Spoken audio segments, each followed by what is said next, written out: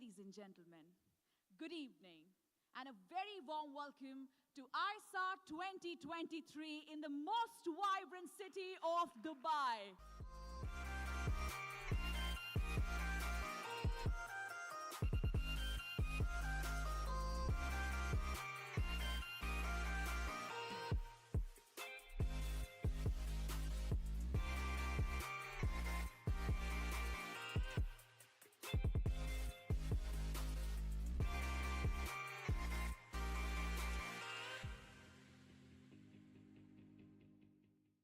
So ladies and gentlemen, please put your hands together for the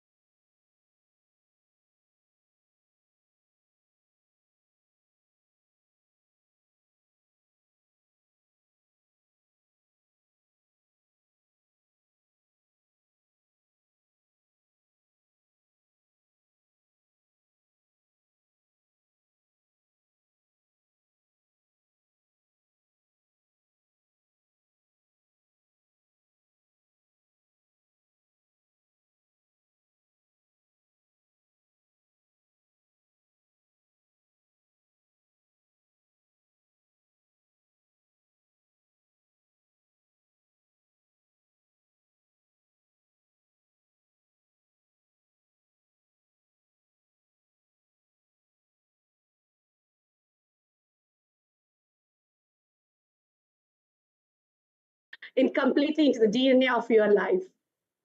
So without wasting, let me extend grand welcome first to the BOD and COO of III, Dr. Kevin Ward from United States of America, and Miss Meg Krofzig from Germany, and Major General Sanjay Ji, Major General Sanjay Soi. So I'm going to introduce each of them one by one. They're all experts in their field. They are unique in their unique stars, I can say. But if I talk about the first ladies first, if I talk about Miss Meg, she's an amazing influencer. She's one of the 100 top influencers and a person with compassion. More than a leader, you should be a person with a compassion. She's a person who has created innovation with her blockchain technology. She's introducing blockchain in lots of fields. In every field, even a common layman can make use of that. That is her expertise. She is a women entrepreneur. She is a lady of substance. And we are so glad to have her today. And Major General Sanjay Ji. Major General Sanjay Soi is an international defense expert who has given his life for the country, for the nation. The leadership is filled in his DNA completely. And so, don't you think he is the person who can create an influence today in our complete galaxy of the leaders present here? And then coming to our expert, leadership expert, wisdom leader, wisdom seeker, Dr. Kevin Ward, who is spreading the wisdom everywhere, every day to different parts of the world with his amazing personality. He is a person who is with III from last 4 years and as a COO and BOD of III. And without wasting time, let me welcome Dr. Kevin Ward to welcome our guest, to welcome all of our guests, our edu leaders today here. Dr. Kevin, stage is yours. Thank you, Dr. Shama. It's always my pleasure and honor to get to introduce and welcome our event. And it is so exciting to now go to I-100 LEAD, which is a new initiative. And we're looking forward to hearing from current and future leaders and learning about the principles, the concepts of leading. And I want to welcome our special guests for being here to help us, as well as all the participants. So it's going to be an exciting day. I look forward to learning from all of you as well. So on behalf of the Board of Directors of III and IHS, I want to welcome all of you and look forward to hearing from everyone. So thank you. And Dr. Shama, back to you. Thank you, Dr. Kevin. Thank you so much. Friends, I always tell that in International Institute of Influencers history, we never started any program without the welcome message from Dr. Kevin Ward. So I'm always humbled and I always extend gratitude for Dr. Kevin for this honor to III always. Thank you, Dr. Kevin. Thank you so much. And now the story begins. Once upon a time. So the story begins now. Once upon a time, there was a princess. So now we have a princess here. She's none other than Miss Meg Crotchet. I always call her Meg. I feel so happy whenever I interact with her. She's so humble. And as I say, leaders are always humble and simple. So she's such a wonderful personality, and I have a really good bond with her. And I would request Meg, her wishes, inspiring message to all our edu leaders today to get ignited. Meg, stage is yours. Oh, thank you for all the compliments. And I'm also very happy to, first of all, hear all of your perspectives of what a leadership or leader is and what leadership actually means. For me, being considered as a leader, for me, it was a long journey, actually, first of all, to become aware of myself. So what are the aspects within me? What are my strengths? What are my weaknesses? It is a long process to recognize yourself. But being able to recognize yourself, then you can also recognize the other and also respect the other with each of its strengths and weaknesses, and also use somebody and put somebody into the good position with all of these strengths and weaknesses in a whole, as a complete person. So I think becoming aware and recognizing oneself is one of the most important steps. It was actually one of the most important things for me in my life to become a leader. And let's see what we can share today as insights to inspire each other. Thank you, Meg. I think it's a wonderful what you said. Self-exploration, knowing who you are first. When you know who you are, your why becomes very easy. So when you know who, then why becomes very easy. So this is what, it's a wonderful insight. I think you have started with a very good wisdom nugget for all of them. Thank you, Meg. Thank you so much. So we are looking forward. We'll come back to you. Thank you, Meg. So my dear friends, then next, let me welcome our Dhamakedar. Our most powerful leader, I can say. And he's not just a powerful leader, he's also the advisory board member of III, International Institute of Influencers. Major General Sanjay ji all the time empowers III, all the time supports with his valuable insights, with his promising support, I can say. And we are always grateful to Major General Sanjay ji for his presence today. And your presence, Sanjay ji, really, honestly, I can say it has ignited us. Thank you, Sanjay ji, for your valuable time. And we request you to give your message to Dhamakedar message to all our edu leaders today. Jai Hind, Sanjay ji. Sanjay ji, aap muted hai.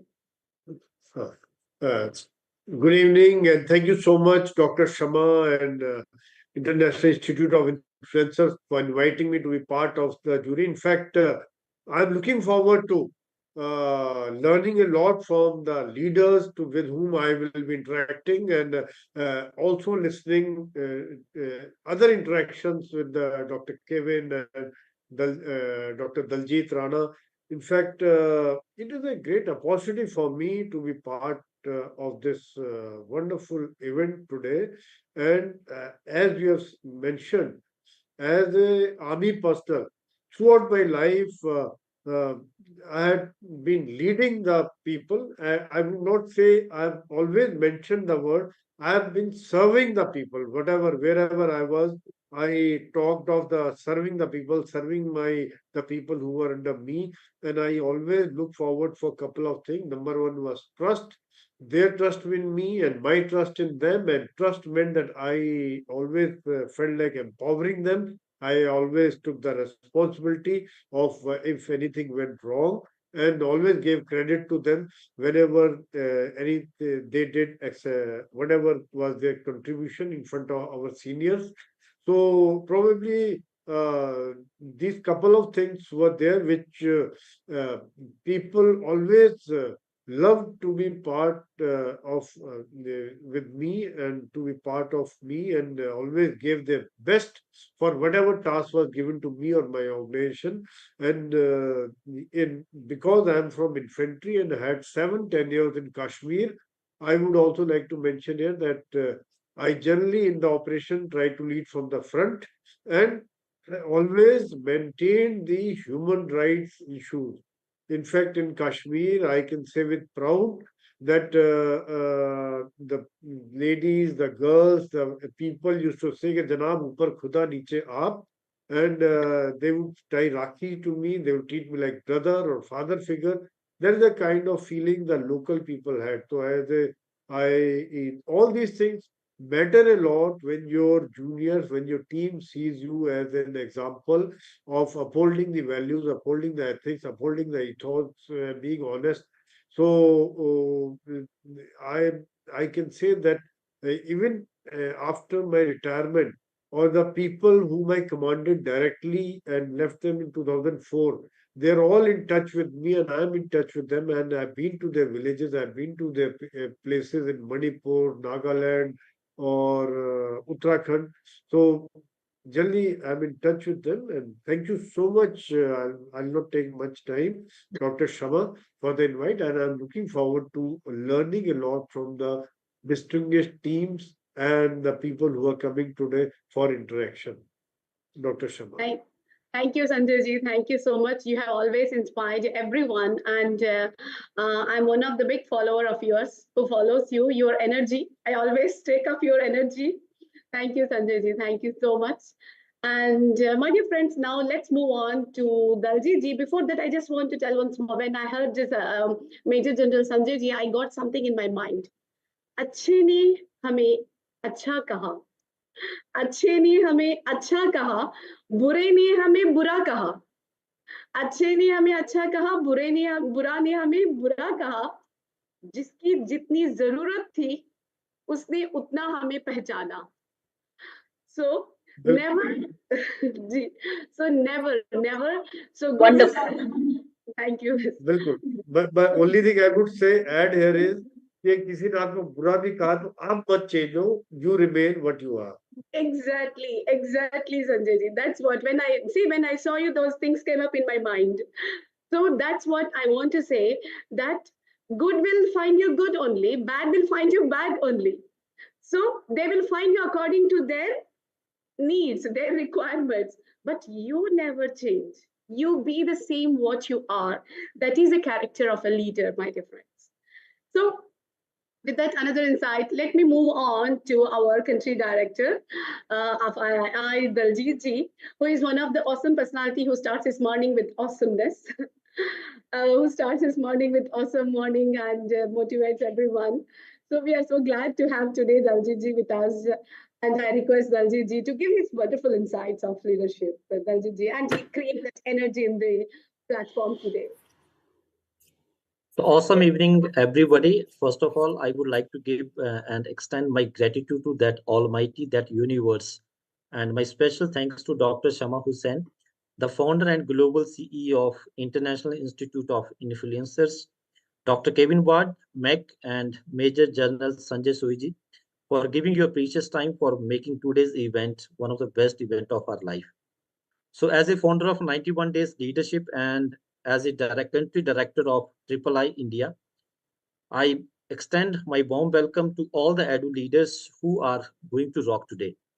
Today, we from India promise you that we are here to give a powerful message to the universe, to the world, how we are imparting education in India in our institutions. So I am not taking much time. I extend my warm welcome and best of luck for all the EDU leaders from Team 91 Days. Today is your day. And in last, I would like to mention the famous quote of my mentor, Sardar Charanjit Singh Ji Channi, the Chancellor of City Group of Institutions. बोलते हैं असूलों पे जब आंच आए तो टकराना जरूरी है और अगर जिंदा हो तो जिंदा नजर आना भी जरूरी है. So my dear friends, today is your day and once again we welcome you all. Over to you, Dr. Shama Hussain. Thank you, Daljit ji. Thank you so much for inspiring the platform. Thank you once again, Daljit ji. So I'm sure everyone are going to rock today. So our first international expert, as I said, once upon a time, there was a princess. So our princess, Miss Mac today is here with us as an international expert and created that impact in the society in various countries of the world. With her international leadership, she's going to interact with Miss Jasbir Bhatia. You know, she's such a wonderful, such a beautiful, empowered lady, director of Goodlay Schools and from Delhi. First time when I asked her yesterday, I was surprised. I asked her a question like, what's the worst comment that people has given to you? And she said, my arrogance, directly. I was just looking at her like, you know, that is what your honesty. That's what I was just looking at her and I noted when she said that. And she said how she has transformed herself from that situation to, we had discussion, anabolism to catabolism and all. I really loved her personality when she said that. That's what, you know, when you're honest in your values, when you don't need to show to the world in a different persona of yours, you show what you are, people love that. So I'm sure, I'm so honored today to have Miss Jasbir, the first personality to interact with Miss Meg. So, and congratulations, and best wishes, Dr. Miss Jasbir. Thank you so much. Yeah. So Yeah, Ms. Jasbir, please. I just wanted to say a happy morning, afternoon, evening to all my wonderful friends here. I'm from India, Delhi. My name is Jasbir. And happy to be here and excited, you know. So let's get started with this. Yes. Let's get started. Yes. Yeah. So, Meg, the stage is yours. All right. Well, first of all, I want to say I think it's very important to be authentic, as you just mentioned, to also recognize and appreciate your weaknesses, and just be as you are, and you are loved. That's true. That's absolutely true. Absolutely. So I'm very happy that you are on a very good way. So that's very good. But I have the first question that I have for you is actually, how can you relate a lion? A lion? An animal, the animal. Yeah, the lion, yeah. And leadership in life? Okay. For me, a lion actually symbolizes, if you remember, like in the old Stone Age, you know, when the people were just cavemen, the lion was all something to be hunted, right? And that was the time they went into that fight and flight mode. But today, a lion is any situation which we face throughout the day, any situation we are facing, any difficulty. And if we go into that stressful mode at that moment, you cease to be a leader, because we are supposed to be able to handle all situations under calm and compose. So for me, a lion is any situation in my life which might send me into that flight and fight or a trigger mode. And I have sort of worked on myself and reconstructed myself in such a way that I think I'm in a better position now to face any lions in my life. So yeah. Wonderful. Thank you. And a quote, "We are what we do." How can you prove this through your life experiences or on yourself? Right.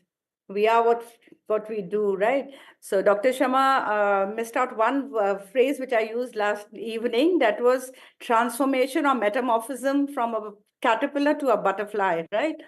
So Exactly. that's my journey of the past 18 years. I have transformed my life from a caterpillar to a butterfly. Yes, see, it's in this part of the world, you know, we believe that we come for a purpose on this planet. I feel I'm a spiritual being. I've come on this planet for a human experience, for some purpose in my life. And once we come here, we hit amnesia, we forget our purpose, and then we are happy in our own party, you know, and then something hits you, which reminds you, ki, hey, here you're going wrong way and you've got to take a U-turn.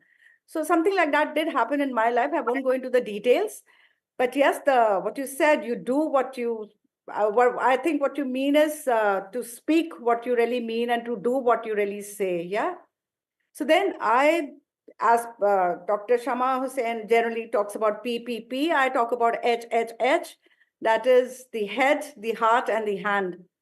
So as Dr. Major Sanjay, he mentioned service. I also call myself a servant leader. You know, I prefer to be called a servant leader, which comes from the word service. Okay. So when I talk about service, I mean, whatever knowledge I have in my head should go through my heart and then through my hand, in the sense, whatever decision I take in my life have to come from my heart, not directly from my head. So with the knowledge and wisdom in my head, I tend to get connected with my heart, and whatever comes from my heart, that service has to go through my hands. And as I have matured in life, as I have transformed, as I said, I'm enjoying this new transformation of coming into this service and to be able to think from my heart. So when I think from my heart and I do with my hand, I think I'm actually doing what I'm feeling. So it's not just words, it's not just knowledge. Knowledge has been transformed into wisdom, and I'm trying to use that in my life.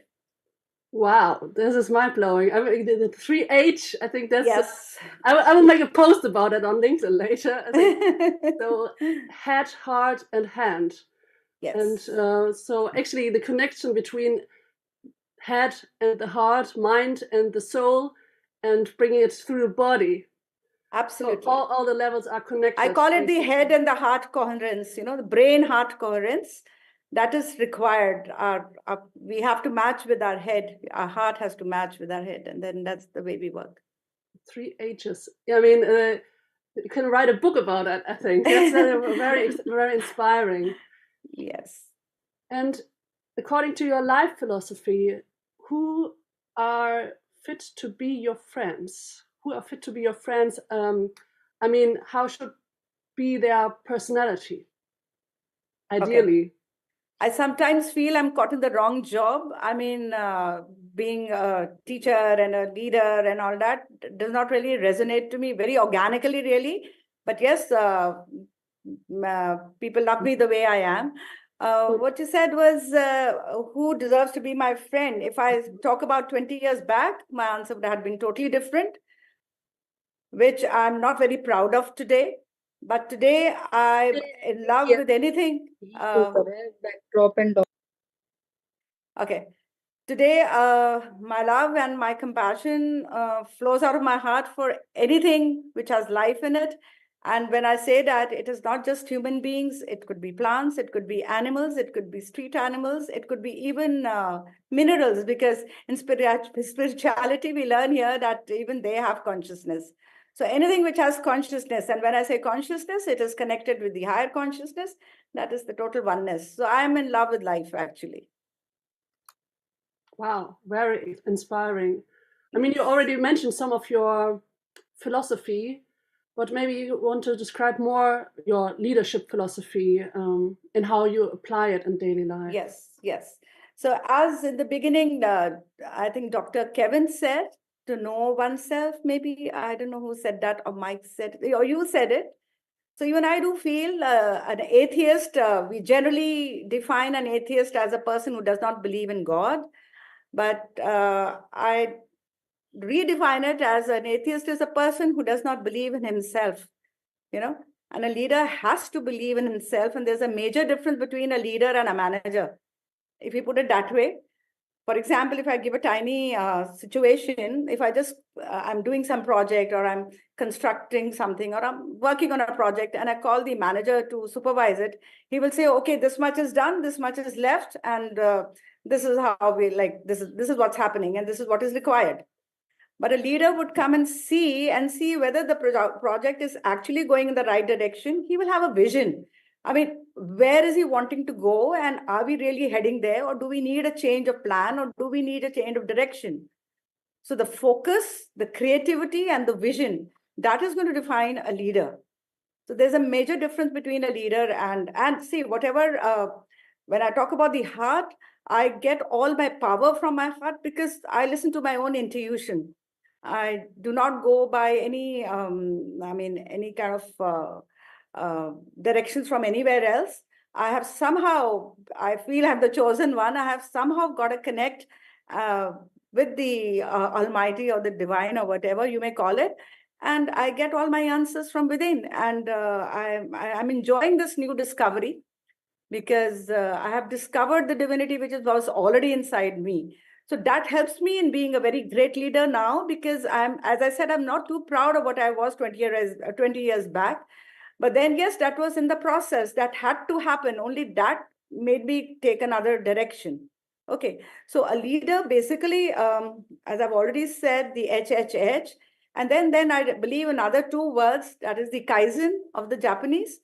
That is being a best version of yourself every single day and improve on it, which is also called the Mamba mentality, I think, coined by Corbe or something. He was a basketball player who got injured, and then he reconstructed himself bit by bit, trying to make very tiny baby steps each day to become the better version of what he was a day before. So I think that's a beautiful way of working on yourself. I don't set unimaginable goals that I'm going to conquer the world, or I just, my tiny goal is just to be slightly more pleasant tomorrow than what I am today, because I really enjoy it. The more love I give out, I get it back in multiple folds. And I mean, you can see that I've actually discovered that, being arrogant and being very judgmental and complaining all the time never took me anywhere. So I was a big time critic, judging people on the way they look, the way they speak, the way they pronounce certain language correctly or incorrectly. So I could just demolish the person totally, by judging a person due to his few qualities. And when I learned not to complain and not to judge too much, the transformation happened, and the caterpillar started to turn into a little butterfly after that. Absolutely. Yes. I mean, the process, or everything is in the process. Also recognizing it's like a kaleidoscope, you turn it and the picture turns, everything in the picture turns completely, and you see different aspects of yourself. And maybe you see something which you don't like that much, but if you are more in the position of an observer and not a judge, I think you can take the aspect, for example, arrogance, and embrace it with love and with some form of, with you see it with the eyes of love, and then you give it power to change. Yes. To, for example, to be more, to show more dedication and not to be arrogant over one else, also being able to listen to someone else and accept someone else's perspective and so forth. So it's wonderful. I really love to listen to you. But I think we also need to go to the next participant, is it? Yes. Perfect. Lovely, lovely. Yeah. Exactly. Thank you so much, Dr. Ms. Jasbir. It's so honest. And I think arrogance word also got addressed now today. The pleasure and the delight was totally mine, ma'am, today. Exactly, same here. And I think we both of us yesterday connected with this arrogance and also with Japan's technique, which I was talking yesterday about. Kaizen. Okay, you were talking about Ikigai, yeah. So that means Japan technique has brought us more together. Thank you once again. Thank you for being here. Thank you. Thank you for having me. Thank you. Thank you. So my dear friends, now the second personality, the amazing personality with a wonderful smile, Dr. Priyanka. So today we have with us Dr. Priyanka. She's the director of Doon Center of Excellence from Barnala. Dr. Priyanka is going to create that smile. You know, in my life, I have one policy that I never let smile to go on vacation. I give vacation to everyone, but I'll never give vacation to smile, because this is the one for which we are living. So I never give vacation to smile. And Dr. Priyanka is carrying this with her today. So let me welcome Dr. Priyanka to the show. Thank you, Dr. Shama. Thank you. First of all, an awesome evening, as Mr. Rana says, an awesome evening, morning to everyone present here from the different parts of the world. It is indeed a lovely pleasure of mine to be. It's such a beautiful platform connecting to such beautiful souls over here. And let me first clear it. More than telling anything about myself, I'm here to learn. I'm here to grasp. And I'm grasping a lot. I'm learning a lot. Yes, smiles are contagious. Somebody told me when I was a kid that smiles are contagious. That is why I always wear it. Maybe I'm able to spread it more and more. So you are spreading it more, exactly. So we need to bring that vaccine also for this, Dr. Priyanka. Very soon. So now Dr. Priyanka is with you. Okay, yeah, hello, Priyanka. Hello, Mac. I mean, talking about smiling, but sometimes there can be situations in life that are quite demotivating. And is there a moment, any moment, that truly demotivated the leader in you? And how did you cope with such a situation?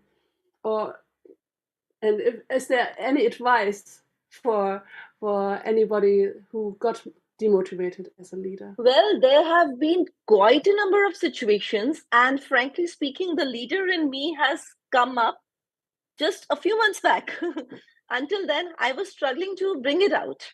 Until then, I was wearing the smile, but that leader in me was hidden somewhere. But yes, my strongest inspiration has always been my mother, whom I've always seen fighting and struggling throughout her life. And the only thing that she has been teaching me is that, wear what you feel. Never fake, never fake, never fake. And by God's grace, maybe I'm blessed that way. Even if I feel extremely demotivated, the smile is always there. So it does dim for a moment, maybe 5 minutes, 10 minutes. And as I gradually grew, I knew how to heal myself for it. I found my own ways. Ms. Jasbir speaks about a very famous punchline, which she uses a lot, and I've learned it, that everyone needs to learn that what sails your boat. So I know what sails my boat.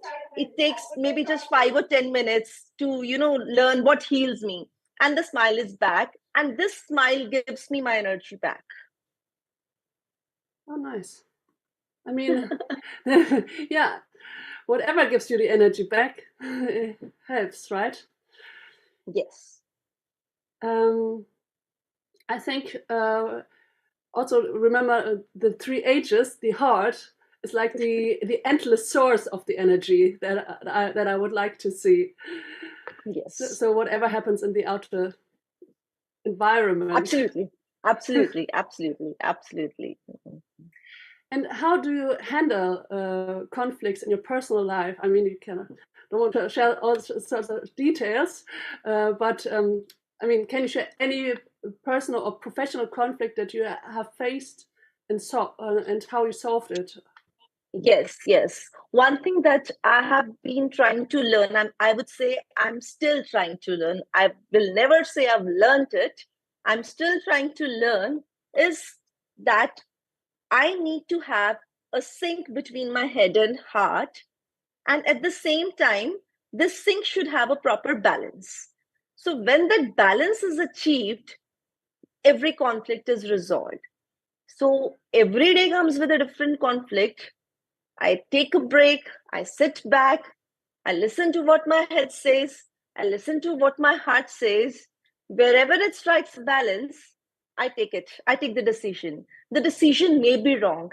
And let me tell you, it has proven wrong a number of times. Like later on, I realized, yes, I would have done it like that, it would have been better. But then at that particular point of time, that was the point where my head and heart were sinking. So that was the best way to resolve that conflict at that particular time. And I'm still learning. So I guess when all of us learn to maintain that balance between our heads and our hearts, we learn to solve all the conflicts, whether personal or professional ones. Yeah, thank you for sharing. And is there a dream that you have, like a dream for your life? What do you expect, or are there any expectations? Is there a vision? What would your perfect dream look like? My perfect dream would look like a very happy me who is not disturbed by the outside noises. As I mentioned earlier, I'm still learning to maintain that, sync, that balance between the head and heart. So over the years, I'm not very old, but over the years that whatever I have learned, what I have learned the most is that nothing can make you happier than your inner self. So my vision of the happiest, of a better life and the best place would be the happiest me.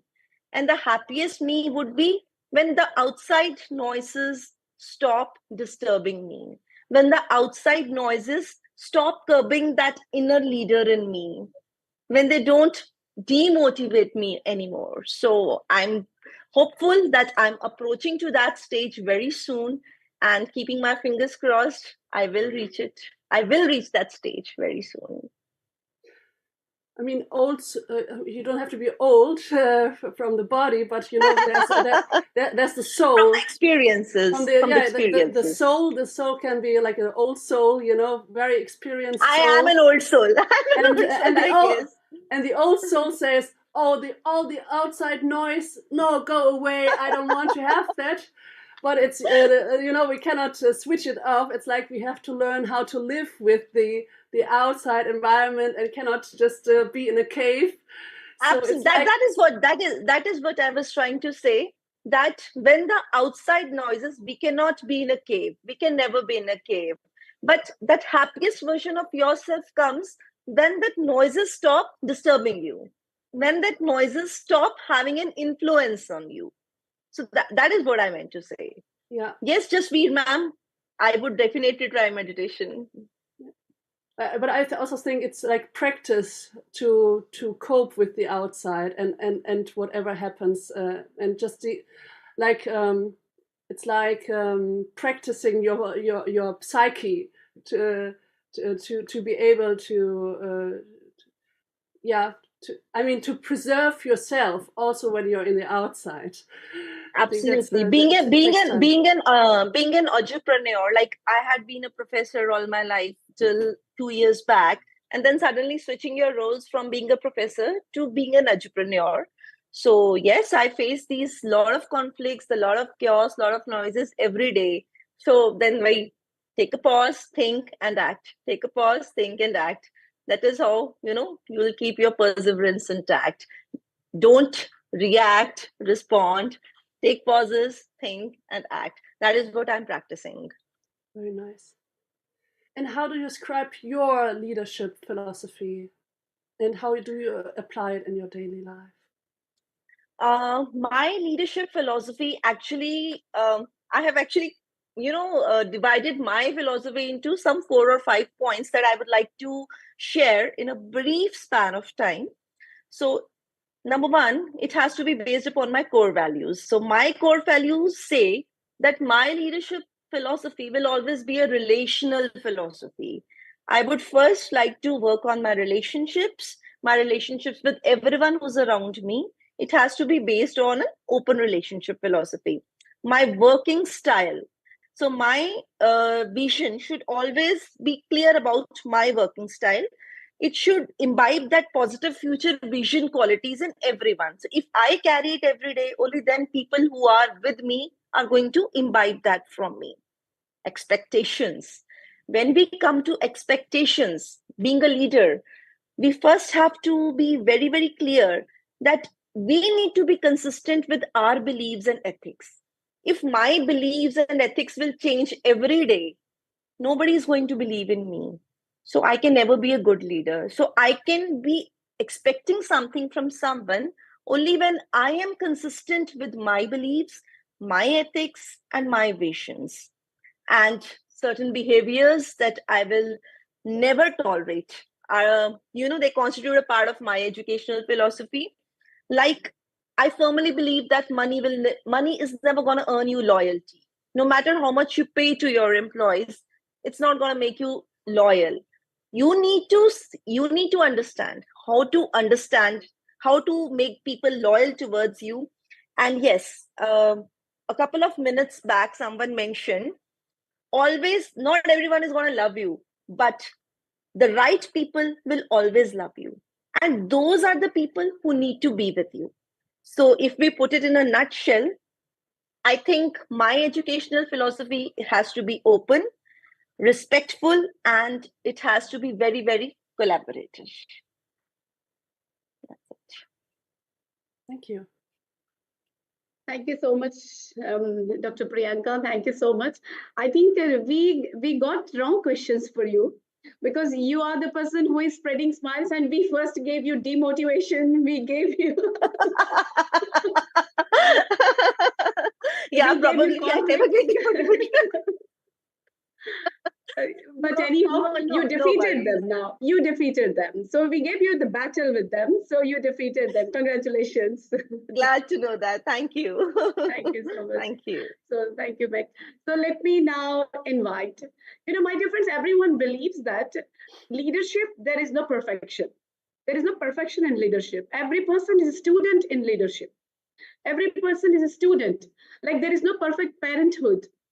In the same way, there is no perfect leadership. Everyone is learning, progressing consistently, and they will learn. Today, I'm going to call such a student. Today, I'm going to call such a student who is the principal of Indian School of Dehradun.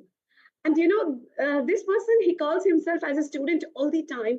And he calls, it means even I have noticed in many of our programs, every program of i-100, he was attending, listening, gathering the information like a student, noting down the details. Even yesterday's session of mine, also he was there writing. This shows that you are leader, but still you want to learn more. This is the example of student leadership. who believes in that and all the time goes on consistently. So I'm so proud to have such an honest person again who believes in learning and become a great leader so that he can help our nation to become from good to great. Good to great means good means you will tell to the people, but great is they will tell you. So he wants to go to that stage from good to great. So, Mr. Mani, we are so glad to have you. And Thank yeah, you. we welcome you, Mr. Mani. We want you to speak 1 or 2 lines to our everyone. Thank you, everyone. Mr. Ms. Mac, Kelvin, Dr. Kelvin, Shama Hussain, Daljit Rana, and all my other colleagues. Good evening, and all the best wishes from the Indian Public School, Dehradun. I'm very happy to be a part of it, and I want to learn. Literally saying, I joined this program. I am here to learn from the great entrepreneurs, learn from the great educators, and if I learn something, I help my kids, my students, the new generation, and lead them the proper. That's why I'm here. Thank you. Thank you, Mr. Mike. Thank you, Mr. Mani. Now, Mike, your participant is here. Yeah. First of all, I would like to second this. I mean, when you have the ethics within yourself, you are an idol for the students that you teach, and yes, absolutely, you have impact on all the future generations through what you live, and that's very wonderful that you have these ethics within you, and that you're living it. I mean, who do you look up for inspiration or mentorship? Where did you get your ideas from, and why? Maybe can you share some of your thoughts around that? So I brought up in a farmer's family, but while I was being in school, I learned from my teachers the way in which they impart the knowledge and guide and inculcate ethics in them. That's why I prefer this profession as a teacher itself. And I have been teaching for the last 34 years. So the basic instinct that I got is from, frankly saying, from the Holy Script. I happen to read Mahabharata, Gita, Quran, and Bible in my younger days. So I got a little ethics from it, and that ethics mold up my life, struggling a lot in my younger days.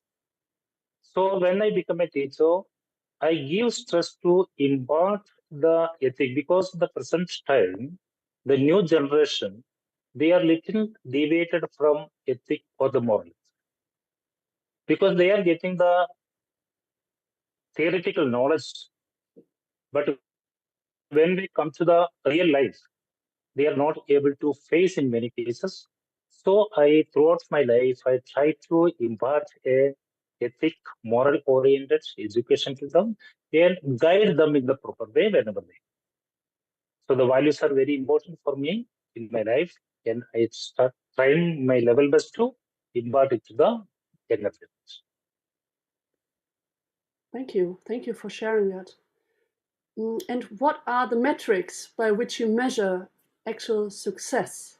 And how do you find success? Success is a matter of hard work, dedication, and regular practice.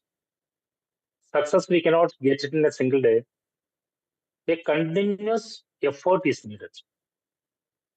So in order to get success, we say that hard work is needed. When a person or a child or a person is able to do hard work, there should be a conviction. There should be a target. So what I want to become and what is the purpose of becoming that? Because you see, one thing is that monetary gain is there. At the same time, the satisfaction of life is. So a peace-oriented success, that is actually what is need of the present time. So if we want it, we should have a conviction why what each and every work which we are doing in the work in a day, if we want to go for hard work to get something, to get the success, why should we attain that success? What's the purpose of it? In which way it is going to help me in my life? Until and unless we are not clear of it, we will not go for the hard work.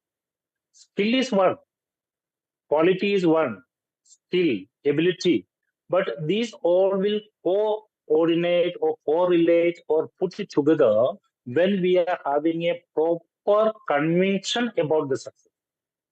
For some people, their money or getting wealth is the criteria of success. But we can see in our life, I came across a large number of people, those who are having plenty of money, but they themselves don't consider they are successful in their life because they don't have peace at heart. They are not able to enjoy the money which they have, the wealth which they have. Rather than the monetary gain, there are many other dimensions in the life to get to be successful. For some, it may be wealth. For some, it may be a good job. But for many, it is a very calm and peaceful life where inner peace is there. So for me, in my life, success means when we are going to bed to have a very happy and pleasant sleep. That itself I consider as a success in my life. So that sounds like a huge success when you go in the evening to bed with a peaceful heart. Yeah, that's a great success.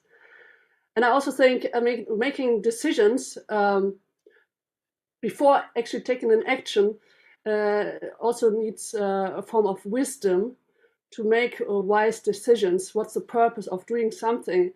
Can I do it? Do I have the resources? Do I want to do it? Should I do it? I mean, sometimes you can do it, you want to do it, but maybe you shouldn't do it. And then also, I mean, at the end, is it, do I have to do it?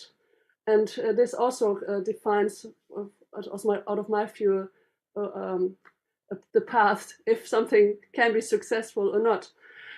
But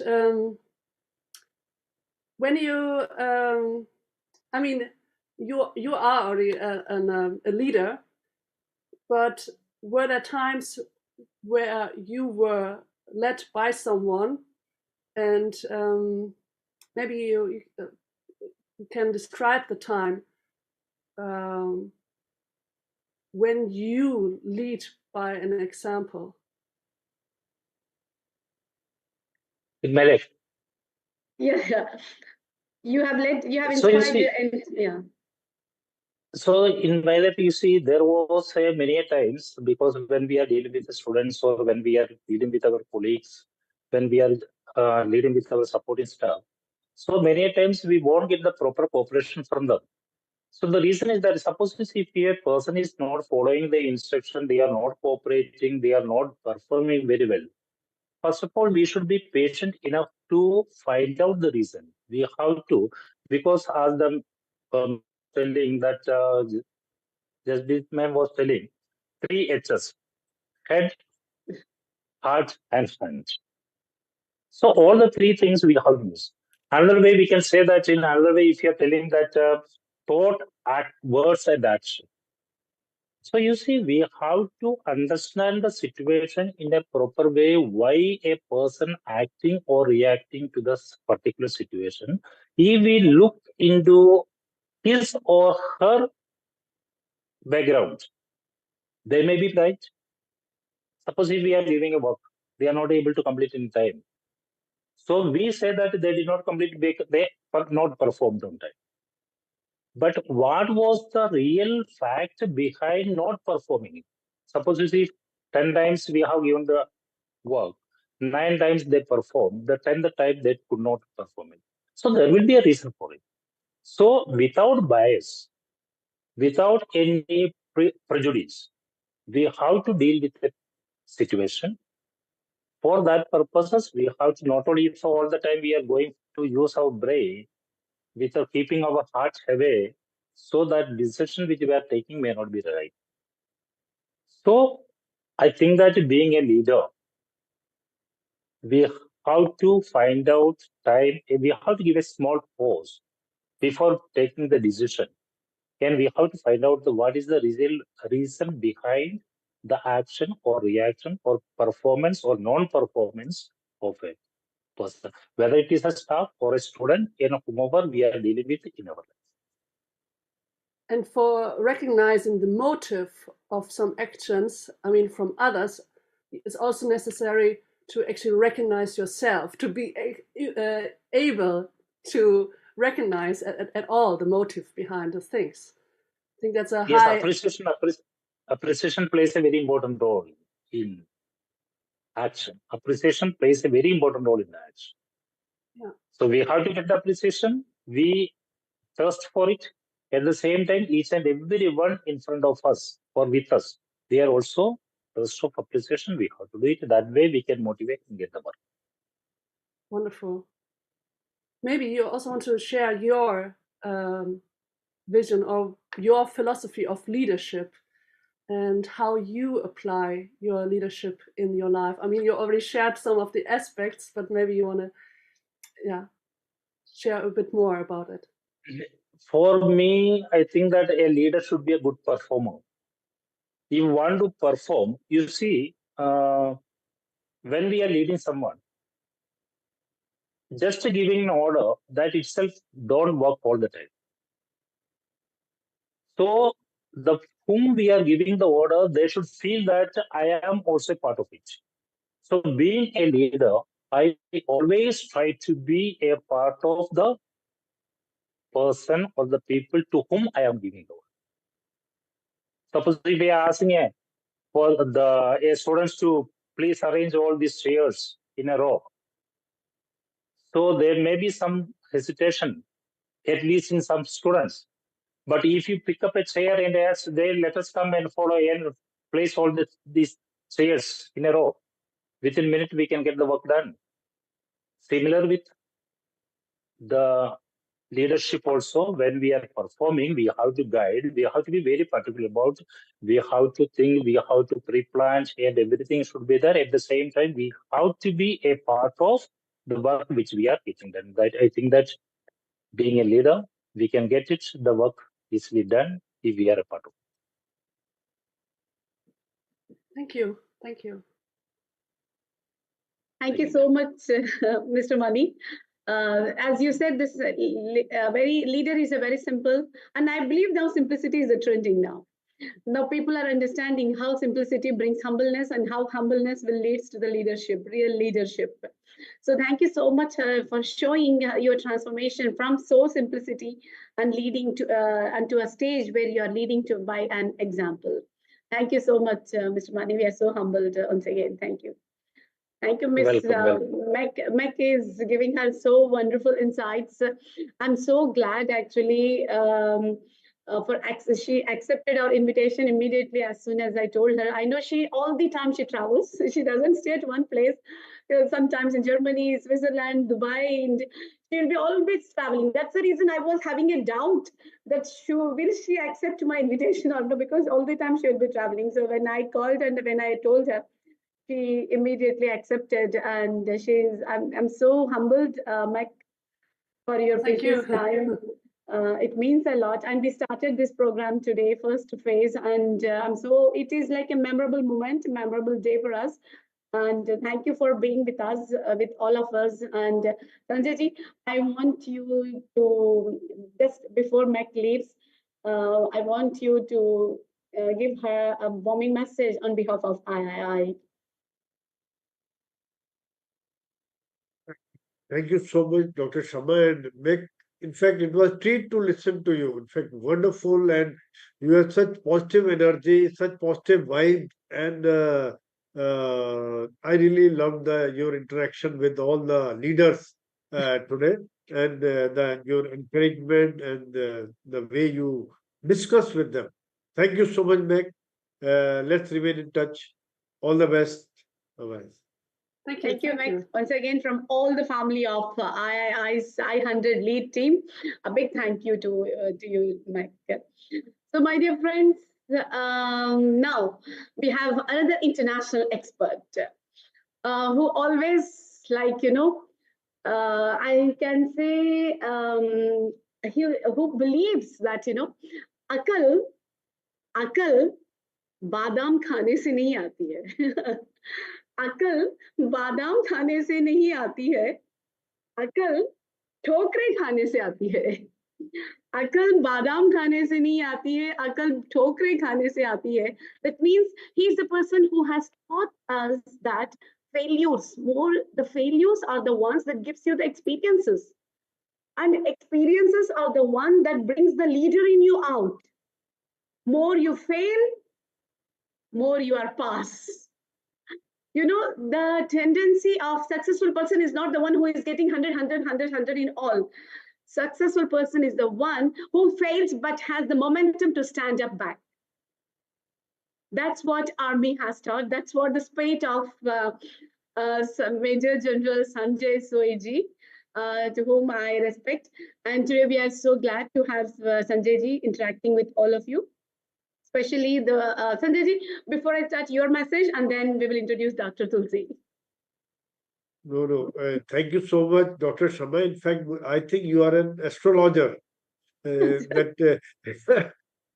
You could guess at what my life has gone through and how much failures I had and how many times I rose. And every time it looked like that everything is over. But I learned one thing from one of my seniors had taught me, lage raho munna bhai. If you say that, keep doing, ups and downs would be there. So keep doing, and thank you so much, Dr. Shaman. I look forward to learning from, like I learned so much from Mac and other leaders, and now I'm looking for learning from interaction with some more leaders like Dr. Tulsi, I think already in waiting. Dr. Shama. Yeah, thank you, Sanjay ji. So calling me another degree now, astrologer. Thank you, Sanjay ji. So now we have with us Dr. Tulsi. I think she's so simple. She's, by seeing her itself, I think from her charisma, I can say she's such a simple leader. She's the principal, Iris Florets World School, founder founder of the NGO Lokayana Sthanak Foundation. So she's running an NGO as well, and she's running the school, Iris Florets World School, holding lots of responsibilities together here with us. And she has come here to impact, influence, and innovate all of us. So let me welcome from Team I-100 Lead, Dr. Tulsi, to small message before before Sanjay ji connect with you. Thank you so much, madam. Thank you so much. Sanjay ji वो आपसे ही बात करना चाहती हैं तो आप ही बात कीजिएगा. Okay. So Dr. Tulsi, before I start, just tell me something more about yourself in say next 45 seconds or so. So first of all, I would love to introduce myself because I'm also completely from army background. My elder brother who marched for this country. So today, whatever I'm doing, if I am into this education field also, because when his last letter when I have received, he said, Tulsi, it's not needed for you to be in the Indian Army. At least you try to serve for the students to make the better country. So I feel that I'm into that reason only where I have to transform many students to take the responsibility to make a better world to live here. So that is what I feel that my country only is my introduction. So nice, Dr. Tulsi, when you spoke, I had goosebumps, frankly. I mean, because I'm from infantry, Kumaon regiment, the Naga regiment, this Naga, something or the other of my regiment is always there with me, close to my heart. So you can understand that. So, Sanjay ji, I just want to interrupt you here. You told me I'm astrologer. See, how means when I made agenda, I don't know how I made agenda with you and Dr. Tulsi. Then I think I'm astrologer. Great. So, Dr. Tulsi, where are you based? You are in, where's your school and all? City? Sir, I'm in Hyderabad right now, settled. So completely, I'm taking care of my NGO also. 2 years back, I started because I said that my ambition is only to serve the country. So being in private school, I thought it's not only enough. I had to reach to the slums, orphanages. So whenever I'm free, especially Saturday, Sunday, and even in my off time, I'm just around 350 students. I'm giving all the education facilities, my teachers and all. We are just trying to groom and all. And as a certified career counselor, and even I'm a child psychologist, whatever the best to groom these kids. So I'm taking care of that in Hyderabad, especially. So nice, Dr. Tulsi. In fact, having heard about you, I think there's so many qualities you have. So I would like to just ask you, so which is the most fascinating qualities out of these, which you are proud So of and which you want to spread? I love when the Daljit Rana sir also will be keeping gratitude, sir. What I feel, we all are alive, and we are so lucky to have so many things around us.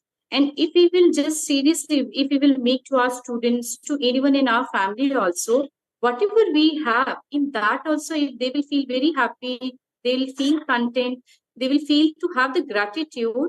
We are so lucky enough to have the things around us. Because as I said, when I lost my brother, I understood.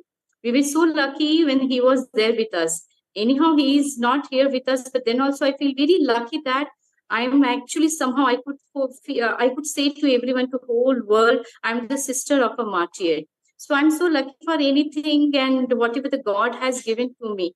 Why can't we teach to the world the gratitude word? So for me also, when I take the education to the next level, I just always try to just, whether to my teachers when I train, whether anyone around me, the gratitude should be taken forward in our life. Then only we can make the peaceful world. As the madam, when Shama madam also started, yes, madam, I really feel very, to be very simple with the dynamic nature, where I have to take this universe, whoever is, because when the session started, I felt so happy. Everyone is talking about the universe, everyone is talking about the Japanese, all the technique which was there since long, it was in the teaching of our culture even. So why can't we take this word the gratitude, जब भगवान ने इतना कुछ दिया है खुश रहने के लिए, तो क्यों नहीं उसको हम हाई लेवल में इस एजुकेशन को लेके हम जाएं. So this is what I feel that it should be there in my teaching as well. Then only I should go further. Wonderful, wonderful, Dr. Tulsi. In fact, can I ask the name of your brother? Yes, sir. Martyr Captain R.K. Raju. वो शहीद हुए थे 2004 में मणिपुर के एक operation में. So his age was only 23 years. Oh, very sad to learn about it, but the message and the learnings and the things he has left for you all, and then the more you are spreading it in the country and for the humanity, this is wonderful. I mean, you have taken it up upon yourself. I feel so nice, so great.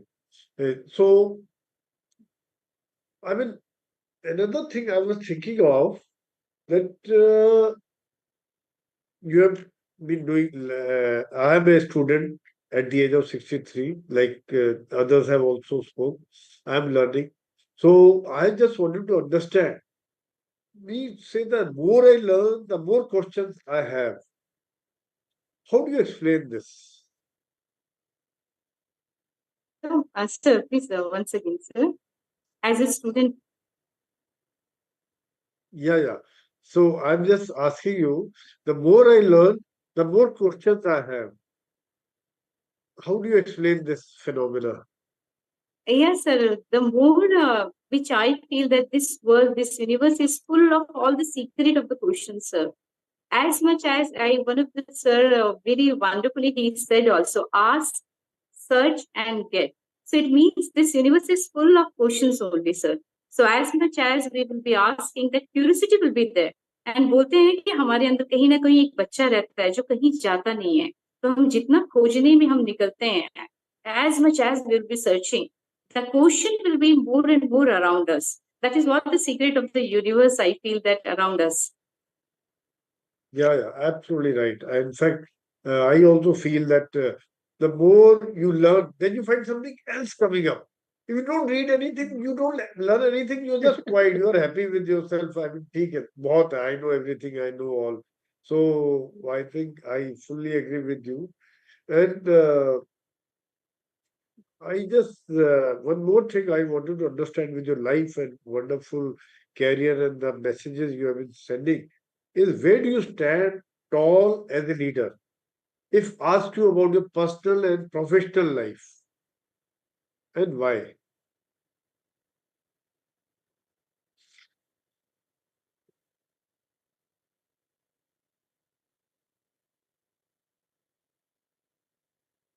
Can you hear me? Yes, sir. Hello. Yeah. Could you get the question? Yes, I got the question somewhere. My video is I think your video has gone. You may like to switch on your video. And that where do you stand tall as a leader if asked you about personal and professional life?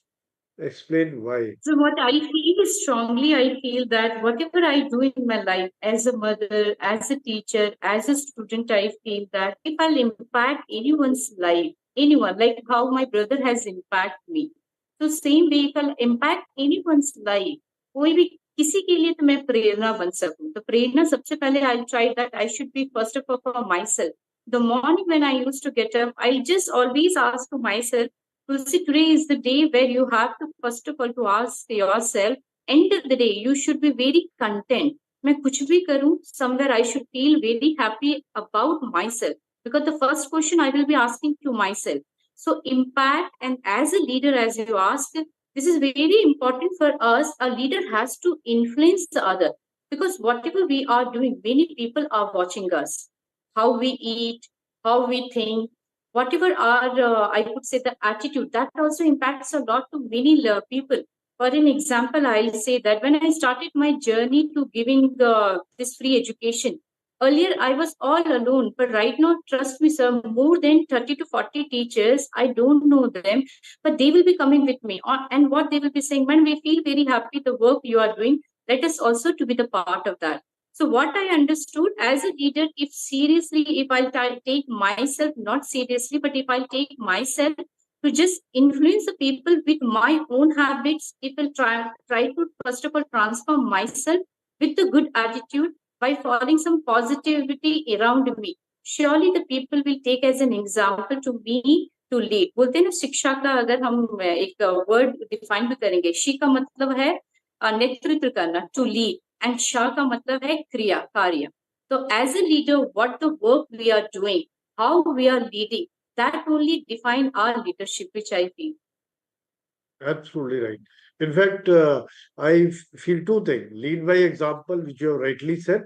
And second thing is, by doing this noble work, you're not helping others, you're helping yourself. I mean, the kind of happiness, the kind of mental and spiritual satisfaction and happiness you get is a totally different, which cannot be explained in words. So now, last, a short one, I would like to ask you your philosophy of leadership. Philosophy of leadership, as I said, sir, to lead, as you also given the answer, to lead with the example. But before leading, which I feel that when we lead the world, people at least should think about our work, which I feel that that's very, very important. Our work has to define. I am a great fan of, I could say, the Bhagavad Gita and Bible, whatever I have read. I understood one thing only. Our duty only defines us. And as a leader, our duty should be the first thing to lead. Whether our country, whether our society, whether our family, and first of all, how we are leading our own life. As correctly right now you said, I should transform. 5 years back, how was and how I am now. If I did not transform, then I can't define myself as a leader. So that's what I feel. So nice, Dr. Tulsi. Wonderful to interact with you. In fact, your every question, every sentence is a gem in itself. Thank you so much. So nice and great to meet you. All the best and wishing you the very best in your noble task and the thing you're doing. Anything for me, anytime, do let me know. I'll be very happy to contribute in your ventures. Thank you so much, sir. First of all, I'm very honored because it's not my gratitude, because I know that you have served for the country. And gratitude to everyone over here, because somehow we all are doing really wonderful job and all. And we should feel very proud that we are making a real country. And I'm just waiting for the day when our country also will be called as a developed country. So thank you so much for giving this opportunity to every one of you. Jai Hind. Jai Jai Dr. Hind, Shama. Dr. Tulsi. Jai Hind. And before you leave, I think we, all of us would love to listen from you 2 lines of any patriotic song. Because you have created that impact here, so we will not leave you. Yeah, madam, please tell me. Any 2 lines of any patriotic song. बहुत आ जाएगा madam, but Dr. Shama will give you company. Madam, मेरे देश की धरती बता दीजिए. Next, I have written books. I can give a story good, but I'm very bad at poem and all. No problem. Anything. We are all ready to listen. Which is my favorite, I feel. I love that.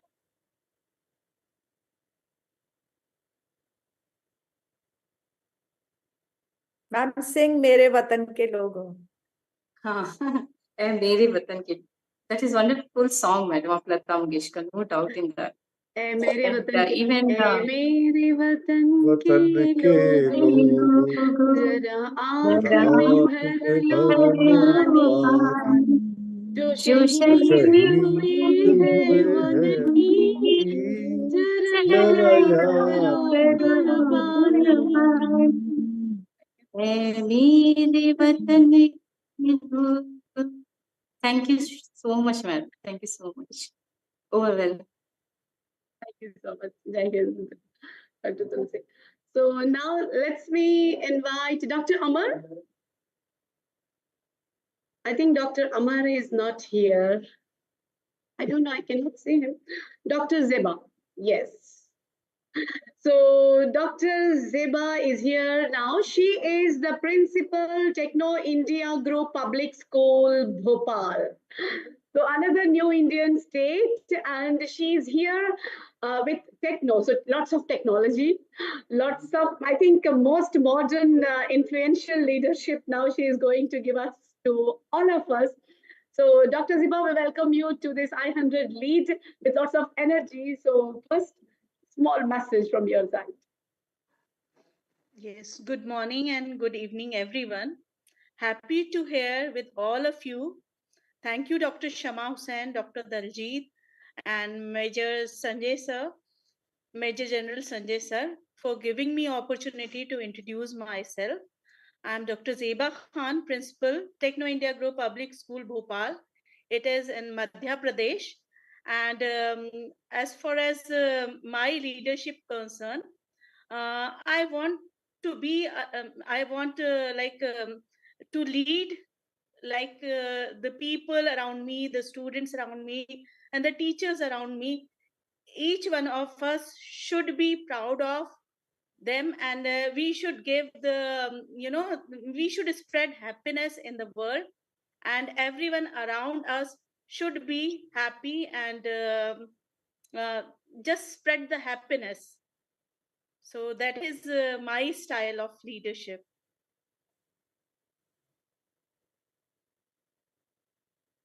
So Sanjay ji, stage is yours. Wonderful, Dr. Zeba. In fact, so happy to hear you and good to see you heading the technical institute.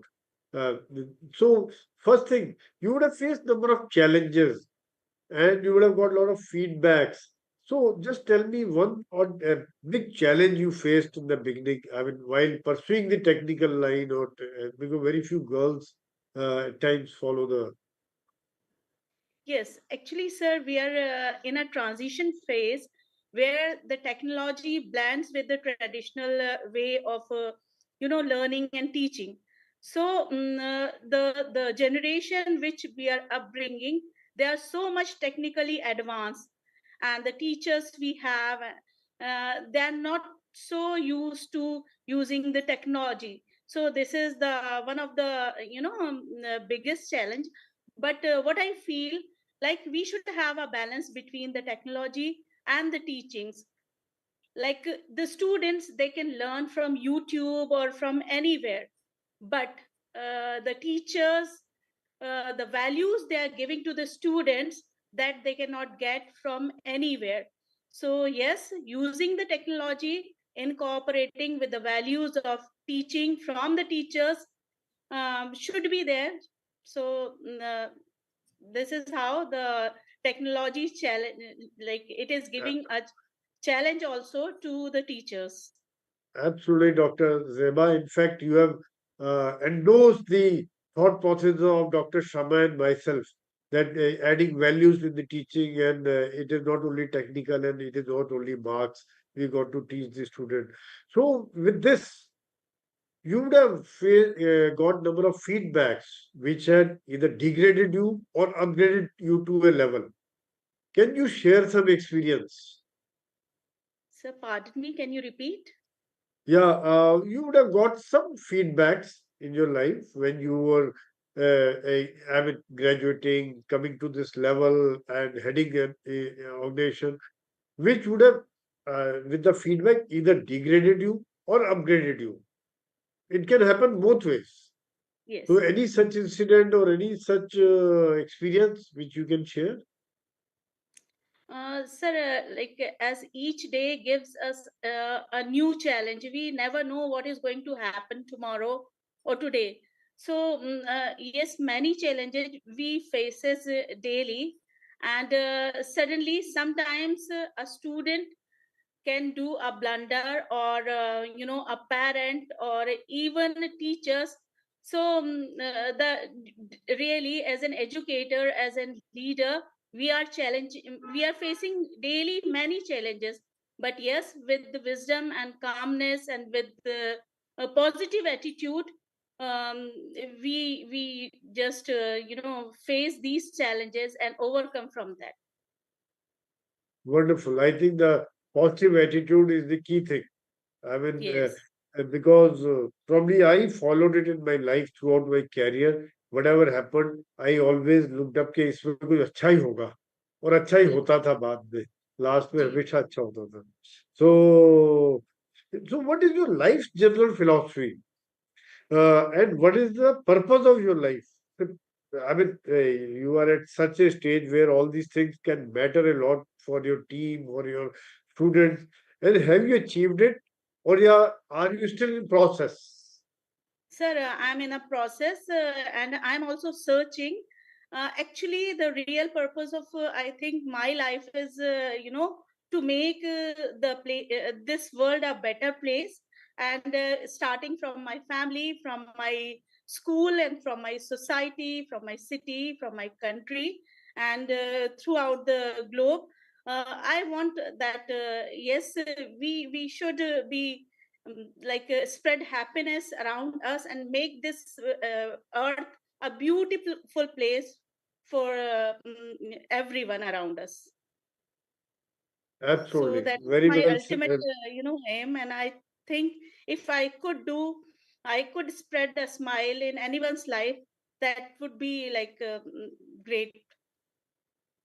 And you are spreading smiles here today, in everybody's faces. Wonderful. That is great. And one great message.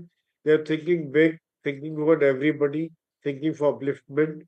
And so, with this, I mean, at times, some people like adventure, some people like खुशी life. अरे यार कुछ नहीं करना चुपचाप बैठे रहो करते रहो. So what do you like to enjoy life with bumpy roads, some challenges, or you want to enjoy a smooth life, no challenges? And if that be so, do you have any example for that?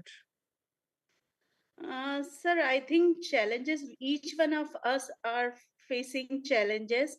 And जैसे किसी ने कहा है कि life is a challenge, और each day हमें कुछ नया challenge मिलता है, और ups and downs आते हैं, सभी की life में आते हैं. तो अगर life में ups and downs है, that means yes, हम alive हैं. जैसे ECG की machine रहती है, that is also going up and down, up and down. So that shows that heart is pumping and you are alive. So same with our life also. If ups and downs are there, That means, yes, we are in a process of life, and if there is up, there are some downs also. So these are all part of life. और अगर आज अच्छा है तो कल उससे और अच्छा होगा, कल कोई नया चैलेंज भी आएगा, उससे हम कुछ सीखेंगे. Absolutely. In fact, very well said, because the challenges always teach you something. You always try to overcome them and you learn something. One should look at it positively. And with that, and I would just wanted to understand your philosophy for leadership. Sir, it is a collaborative philosophy where we work as a team, and I am a student, lifelong learner who want to gain knowledge each and every day, and just teach everyone around me the same philosophy, that learn, relearn, and be a better person each day.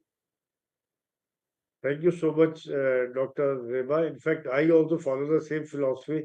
I always say I am also a student, still a student, and there are many who spoke like that. And this is wonderful thought, because the day you think that I know all, one is over. Thank you so much, Dr. Reba, and over to you, Dr. Shama. Thank you, Dr. Sanjay ji. Thank you so much. Dr. Zeba, thank you so much. Thank you so much for spreading HQ, Happiness Index, today in the team i-100. So I want to remind everyone, as Dr. Zeba has said, when she was talking about Happiness Index, I got some questions in my mind. And as you have seen the agenda, in the agenda after Dr. Kevin's interaction finish, we have a small break. In that break, there is an open discussion. I would like to ask that question to any of you, or if you can, it's like that everyone can ask to each other, so that we can have a clarification of some, and people who are listening to us also can get the questions, and they can put it in YouTube, and we can forward it to you also, you can answer them. So I really got a very wonderful question. I'm so anxious to ask you all, but I will wait for that turn after Dr. Kevin's turn finish. I want to see who is going to answer my question, honestly. So now, thank you, Dr. Zeba, once again. Let me invite now Miss Manjumala Patnaik. Yes, Miss Manjumala Patnaik, she is the principal of Tanha Crystal School, Odisha. Now we have another state from Odisha, and I think very simple. The people that I have interacted from Odisha is always very simple, innocent, and straightforward people. Very straightforward. So let's see now. Grand welcome to you, Ms. Manjumala. Please, 2 lines from your side. Thank you, Dr. Saman, and Namaste Bharat, and my special gratitude to all international speakers and my mentor, Dr. Daljit Ranaji, my fellow principals, my family, my kids, and my students and my institution. Thank you all. Wonderful evening to all of you. Thank you. Thank you, Manjumala ji. Thank you so much. Sanjay ji, over to you. Yeah, thank you so much, Dr. Yeah. You're saying something, Manjumala ji? Go ahead. Yeah, I was just introducing myself. I am the founder principal of Tanha Crystal School. It is in the western region of Odisha. It's a very remote place, and I am the founder of that school. Thank you. Which district? Which is the district? It is Bolangir district, sir. Bolangir, yeah. Bolangir is a very tough area, definitely. And in January only, I was in Odisha. I went to Bhubaneswar, Konark, Puri. Me and my wife, we visited a beautiful place.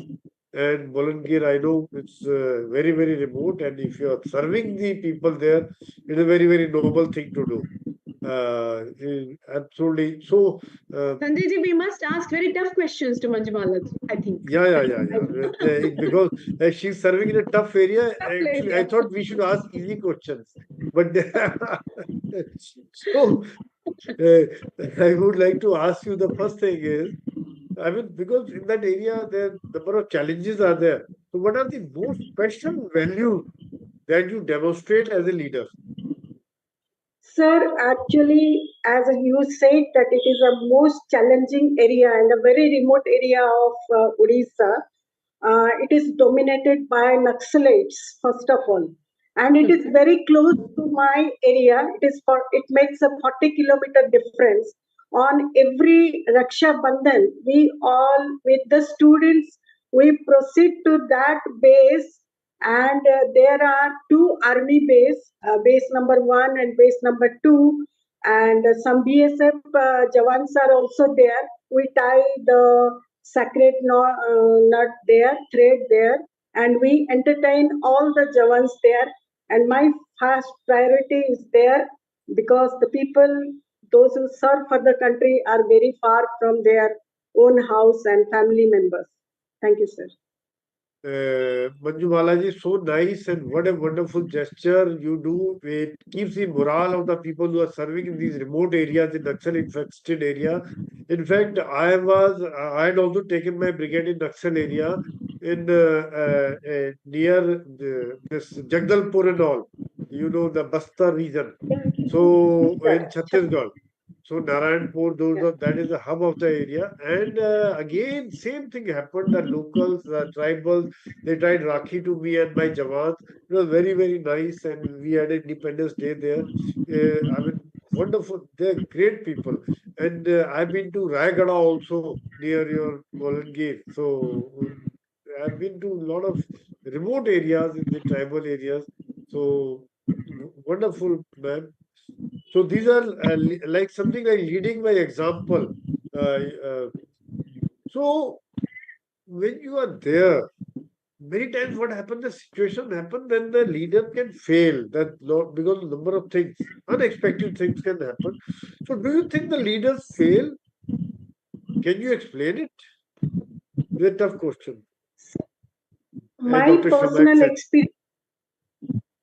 My personal experience says that we as leaders have to accept all the challenges that comes on our way. First thing. Second, we have to also identify what kind of challenges are coming in our way. Then third, we have to take actions not as a whole. Not myself. I have to also consult with my team, and in a very decent way, humble way, and a kind way, we have to proceed with the group to solve the problem. Absolutely right, Ms. Manjumala. In fact, I would say that each failure is a lesson for ourselves and which propels us to the next step for the success. Absolutely. Sometimes failures are there, but from our failures we learn a lot of lessons are taught to us, and that lesson helps us to modify our operations in future. Yeah, modify operations and go to the next level. Then you get a bigger success. And Dr. Shama had mentioned earlier that those who succeed are not the one who fail and then they give up.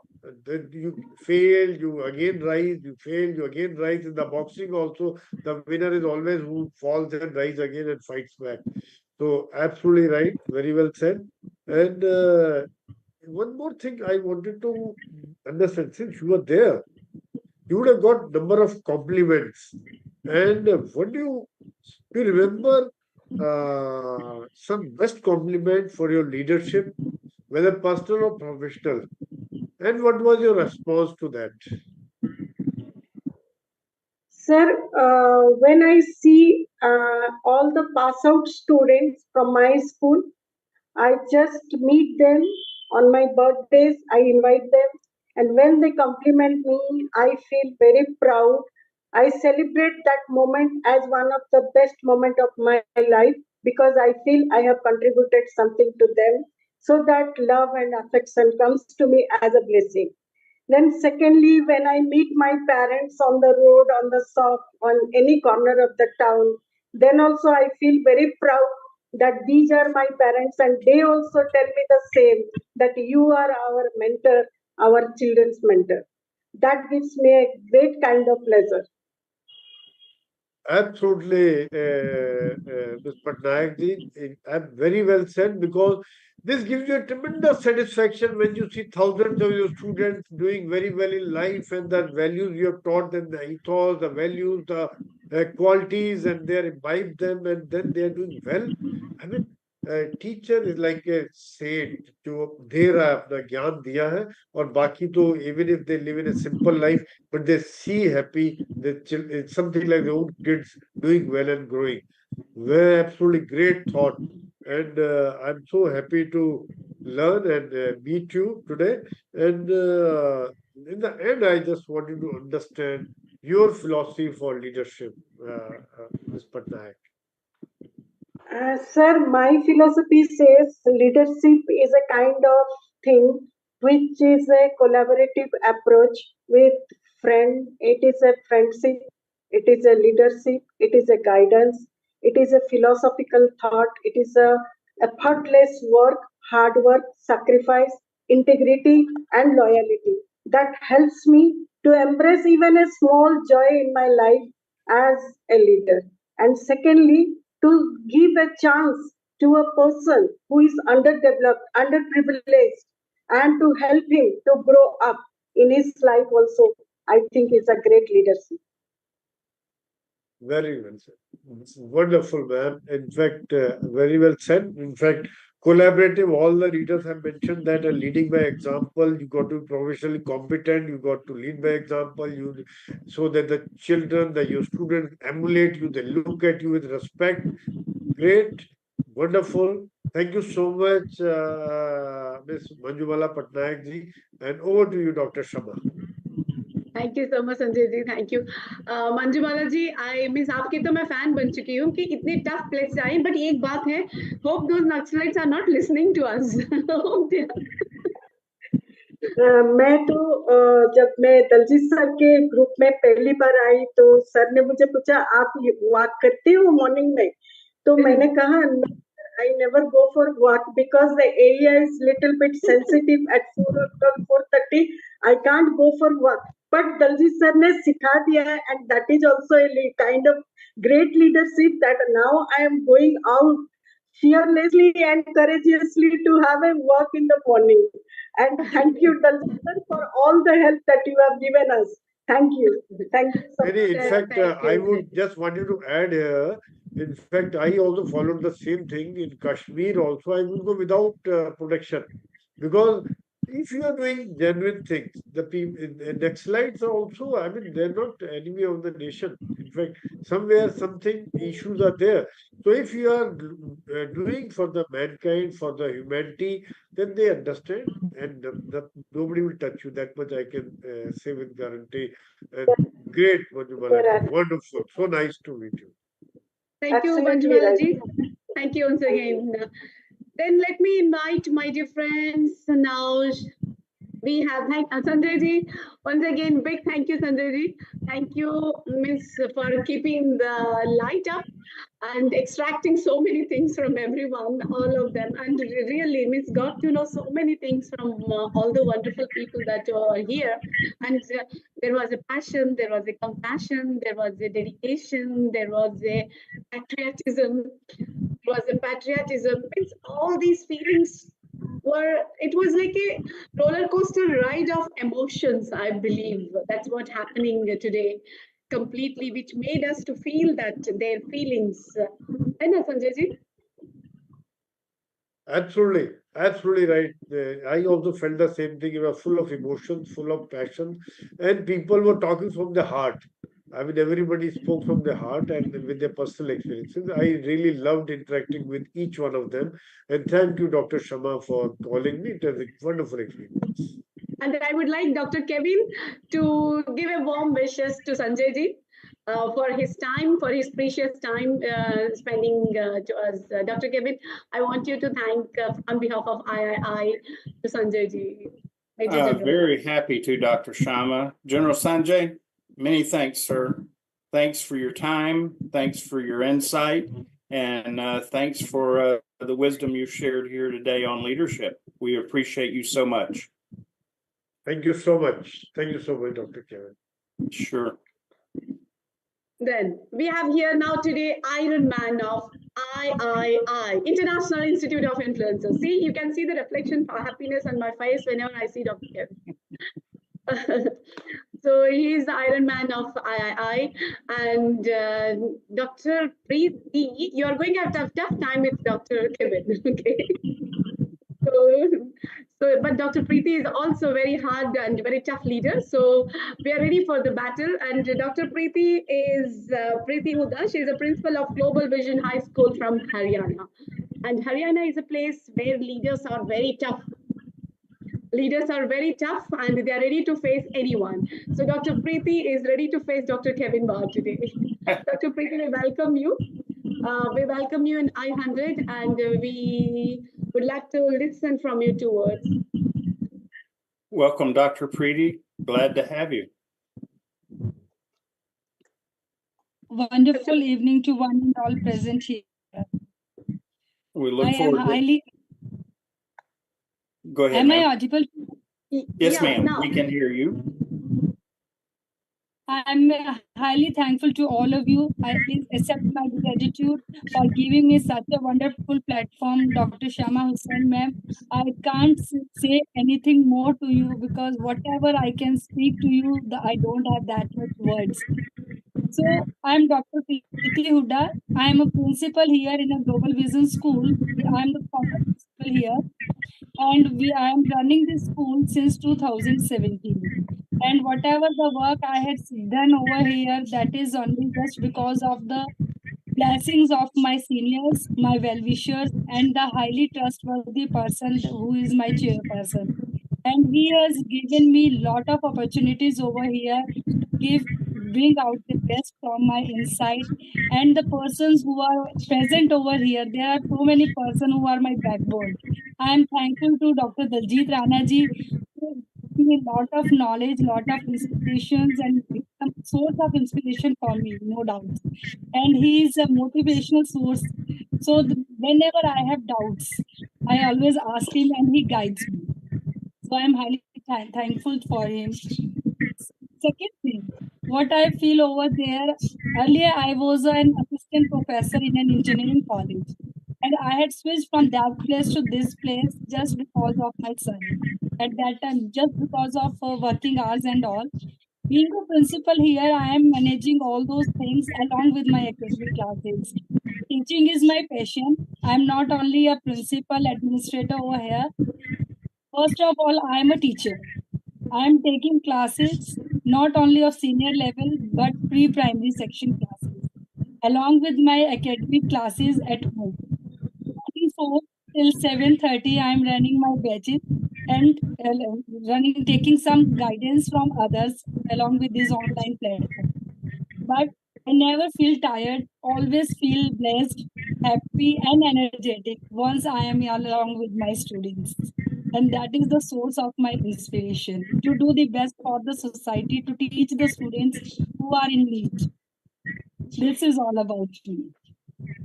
Very good. Very good. Wear a leader's hat, a teacher's hat, and a student's hat. That's very impressive. And I understand the pleasure and joy of seeing others gain when we share with them. So thank you for that. So my first question for you is, how do you accept the failures in life? And maybe can you share an example, real life example? Sorry, sir. Again, please repeat. Yes. How do you accept failures in life?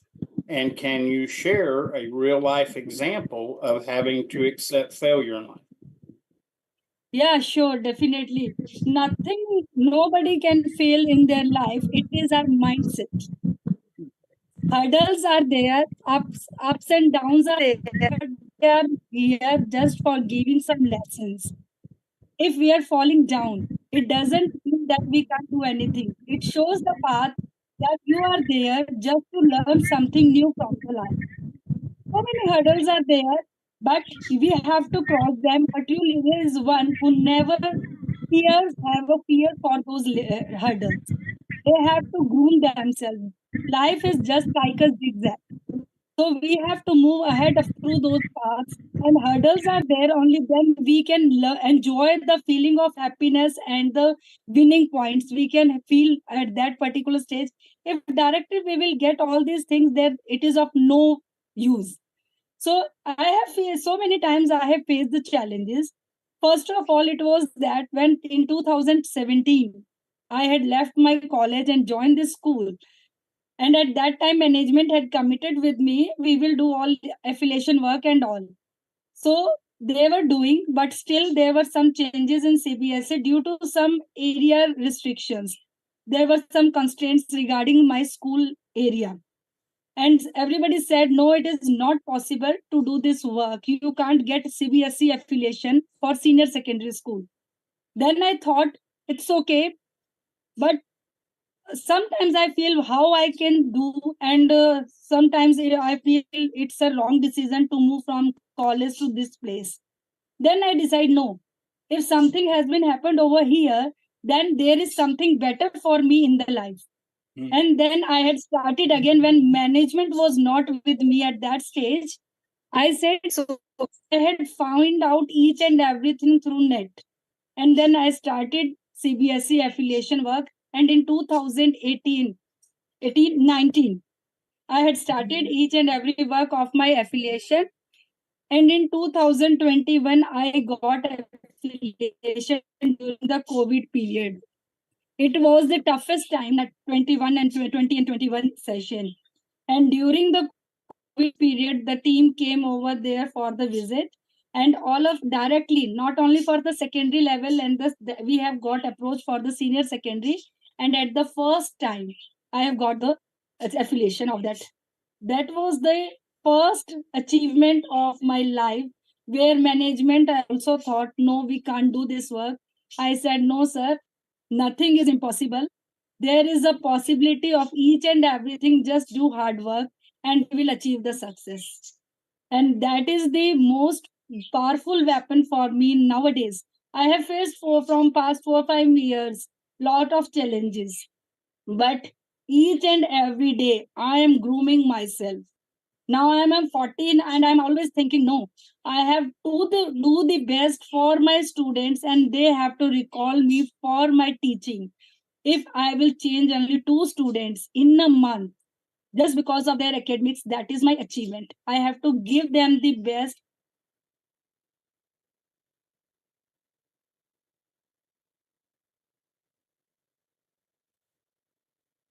Dr. Preeti, your video has stalled. During our college days, remember, that is the best part of my life. Very good. I like what you shared about failure is about our mindset or our attitude. If we approach our failures with the right attitude, quite often they lead to some of our greatest successes. And I appreciate that that you've shared. So my next question is, what is the most difficult part of being a leader? Nothing is difficult for a leader. A leader is a person, one who can change each and everything along with his or her thoughts. A leader is one who can engage his team, not only by hard words, a word with his soft words and true guidance. A leader can change things. Sometimes a leader have to face the challenges because he or she is he is the runner. And those who are the forerunner, they have to face the challenges and how to manage the things, how to tackle the things, how they have to recover all those things. These are the challenges, but with patience and clarity of thoughts and with the unity with his team members, they overcome all those challenges. Very good. Very good. Thank you. So my next question is, among all type of leaders in the world, which leader do you visualize in yourself and why? Which qualities? I would like to have a soft spoken leadership quality in myself, a person who can change others, change the thoughts of others through their actions who always brings love in their heart, not a fear in their heart. Being a teacher, I would like to become an educator leader, a leader who brings changes just with the help of love, not with the help of fear in the heart of their students. Very nice, very good. The more we can be motivated by love in all we do, the more effective we are as a person and as a leader. That is outstanding. So last, but certainly not least, what is your leadership philosophy? I know you shared a little bit here. Maybe you can go a little deeper on it. A leadership philosophy promotes communicative actions and help a leader develop the capability and capacity to cultivate the best from their surroundings. And I always find all these things in my school, in my academy students, along with my child. There should be clarity in thoughts. Whatever we are discussing with our students and the persons who are in our company, we have to tell them what we have to do and how we have to do. What is the main motive, what we are going to do in our life. And there should be consistency there. If there is no consistency, we can't achieve success. A leader is one who is consistently put their efforts. And when we are going to put our efforts, and definitely we will achieve the goals. It is not possible that we are putting our efforts and will not get results. No, it is possible that there will be some failures, some hurdles will be there. But at the end of the day, we will achieve that goal for which we have started a journey. Third thing is there inspiration and motivation.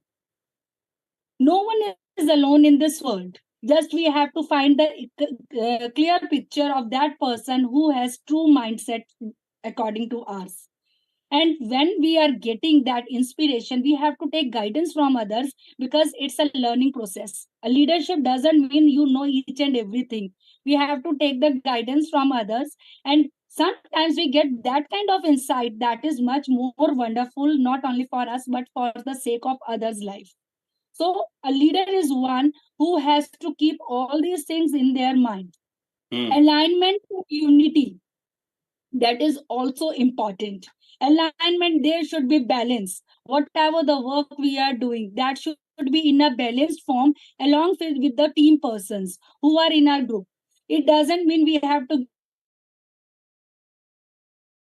another person. For example, in a school, a management can't do everything. They can't. A principal can't do anything. They can give instructions and orders. It's a teamwork from bottom to head. If our sweepers are whosoever the guard is there, who are our helping hands, if they are not supporting us, a teacher or a principal or a management can't do anything.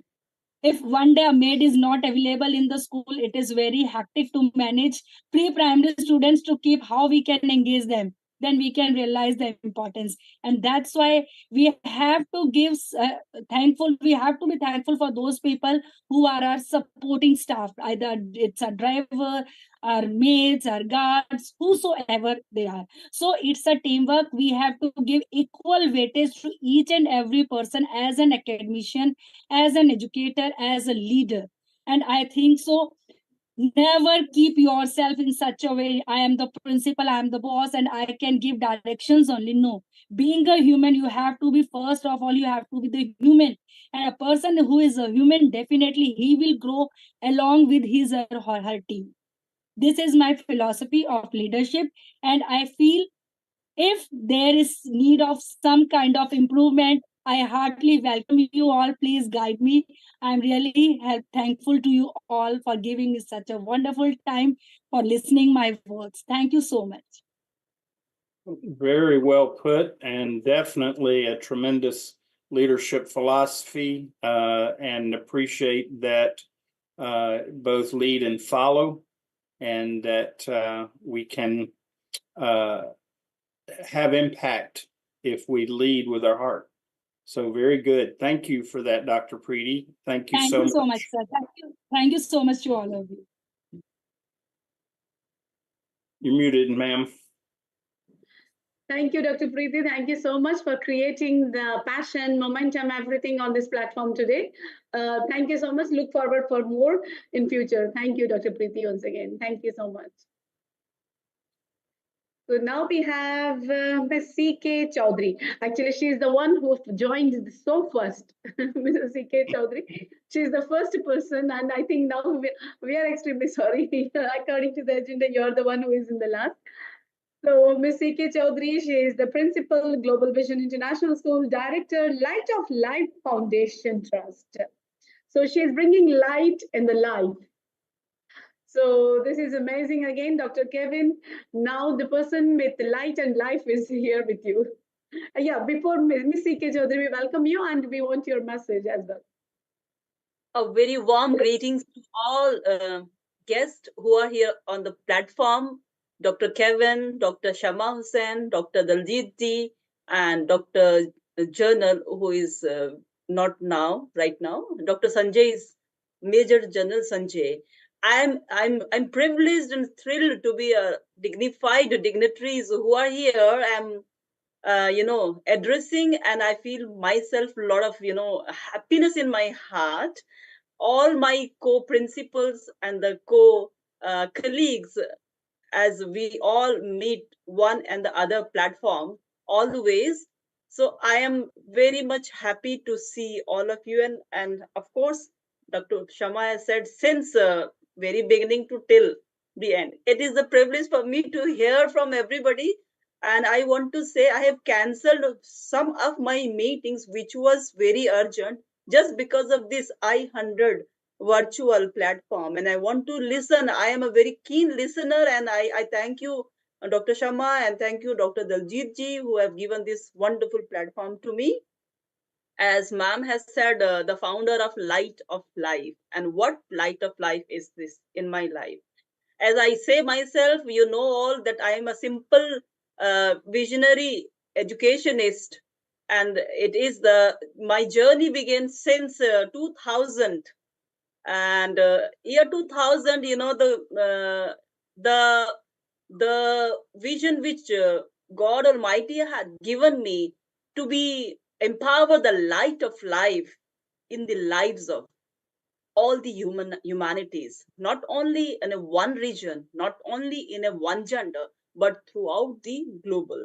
And the name of the school is so relevant, Dr. Priti Huda's school name is also Global Vision School, and mine is the upcoming year 2024, as I'm going to begin very soon. All the work is going on, Global Vision International. This name has been inspired by Dr. Daljit ji. And, it is not only a simple global vision, but yes, I have a global, vast vision to educate, to impart lessons, not through only academic, but different ways, not only in the toddlers, not only in the youngsters' life, but all humanities. That is why the trust name is Light of Life. So this is all about me, and teaching is just a passion for me. I had begun my teaching journey in the year 2000. It's been 23 years almost going to be happen that I became a visionary leader, and I am the founder of two schools, and mine is the third, where I have imparted the education by giving an example through my lives. Many not only the students' life, but I connected with many families and the parents. And one of our colleagues said that she is not only teaching to teaching in the school, but also underprivileged children in different areas of the state where she is living. Like, I also have this vision, although I'm doing it now. I have made it in a one single platform and under one umbrella, where I will also impart education in the underprivileged families, underprivileged children. This is what I am, a simple visionary edu leader. Thank you. Very nicely put. And I especially like your focus on vision, because I believe before we can be an effective leader anywhere with anyone, we have to have our own vision very clear, because it's going to be our vision that drives others to where we desire to be and have them be. So very good. Thank you. All right. My first question for you, Ms. Chadre, is let's focus in on students. Do you see a high percentage of young people, students, that are demonstrating leadership? Yes, in my work experience of 23 years, I have worked among the toddlers, I have worked among the youngsters, young students, I have seen the leadership. When we make a student in a class prefect, when we make in a school a head boy and head girl, as my previous job was in a CBSE renowned higher secondary school. So leadership emerged in each individual when he or she identify the responsibilities. If we see in a family, the leadership emerged there also among our children, among the family members. So leadership is all over the world and everywhere in the society, even in the family or in our culture. Very good. What are some of the qualities you see in these students that are emerging? Like the student are having not only the leadership, the responsibilities are also there, and also the taking care of other co and classmates, and also they are waiting to get the appreciation from their teachers, principals, the management when they do the good job in the schools. So the apart from the leadership, the responsibilities, carefulness, caring, and also good things, these qualities also emerged in students life.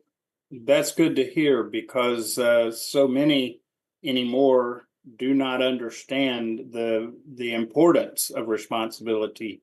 So it's good that you're seeing that among young people. We need that very much. My next question is a little bit more personal and a little more challenging. Why should people trust you?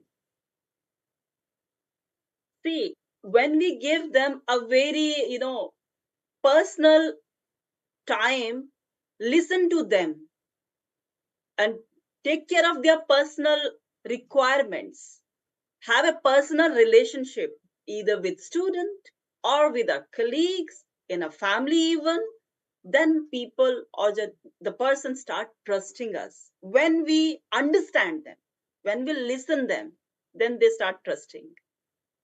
Very good. Thank you. It inspires trust from me as well. So thank you for that. Third question for you. What is your great strength that influences people during their challenges? My great strength is always my positive thinking, my positive attitude, my willpower. Give me strength in my weaknesses also, that I can do it, I will do it, and I have to do it. Means the positivity is my strength. Great. That is definitely a positive attitude goes a long way. As another way I like to put it, attitude of gratitude is the best attitude. And so share with us what your leadership philosophy is. I know you shared a bit of that in the beginning, but share a little more with us in that regard. Well, leadership philosophy definition define to different edu leaders in a different perspective. But for me, the leadership philosophy is to learn, first of all, learning, the spirit of learning. Leadership comes from action is the motto of Dr. Daljit ji. And I also believe, leadership comes from action and the learning, and then unlearn the things which is not acceptable. We have to be a habit and the nature as a leader to be unlearn whatever bad, whatever negativity, that we should unlearn that. And then the third step is a relearn. Again, we have to be relearn in our life. I mean, learning never ends till we breathe our last. I like that. Very well put. I would go so far as to say, if we ever stop learning, then we will stop leading. And I will add by saying we will start aging as well, Dr. Kevin. Very good. Well, Ms. Chaudhry, thank you. Thank you very much for sharing your insights. Very well put. My privilege. Thank you so much. And I really express my gratitude to all the eminent guests and the edu leaders and my co-colleagues. Thank you so much giving us this wonderful platform. So we got the recipe of being youthful now from you, Mrs. Chaudhry. We got the recipe. Thank you. Thank you so much once again. Thank you. So now let me invite Miss Shabnam Sheikh. I think Miss Shabnam Sheikh, she was here. She was here. She was here. She was the second person who joined. Yes, she's here. She's here. Ah, yeah, she's here. Miss Shabnam, we welcome you. And yeah, she's not here still. Yeah, now she's here. So, Ms. Shabnam, we welcome you to I-100 Lead. And Ms. Shabnam is the principal, Rajiv Gandhi International Senior Secondary School, Maharashtra. My God, the most advanced city of India, the state of India, the Bombay. So she's coming, Dr. Kevin, now she's the most sophisticated personality, I can say. So the state Maharashtra she is. So I think you can make more toughest questions to her. No problem at all now. She can handle the tough ones, huh? Yeah. Welcome, Ms. Shabnam. Yeah, we welcome Good you. evening, everyone. Thanks for inviting me on this platform. I would like to extend my heartiest gratitude to Daljit sir, Dr. Shama, Dr. Kevin, Major General Sanjay sir also. And unfortunately, the ma'am is not there. She left us early. I don't remember her name. Yeah. So thanks to her also, because I'm getting positive vibes from all of you, all the principals, those who are here. I'm learning and observing all of you since throughout the session. As you said, I joined the second, and since then I'm observing each one of you and learning a lot from you all. As you know, I'm a pedagogical leader since over a decade of experience in managing stakeholders and in academics. So I hold a great experience. Then too, I consider myself as a lifelong learner. So I'm here to learn a lot from you all. Thank you, Ms. Shabnam. Thank you for lightening up by saying that Miss Patience again from the first one to till now. With patience, you are seeking for knowledge. Thank you so much. We appreciate. Thank you. Yes, a learning attitude is so critical. And if we're going to be effective as a leader, we have to have the attitude that we can learn always and should be. So with that being said, my first question for you is, how do you develop happiness index in your school? Well, a happiness index is all about appreciating the good things done by the students and the team members. I always believe in rewarding and awarding, like whatever good they are doing. So we have to reward them with the words or the gifts. Like children, if they're doing something great, we have special gifts for them. And the team members, if they are doing good, we have certificates to appreciate.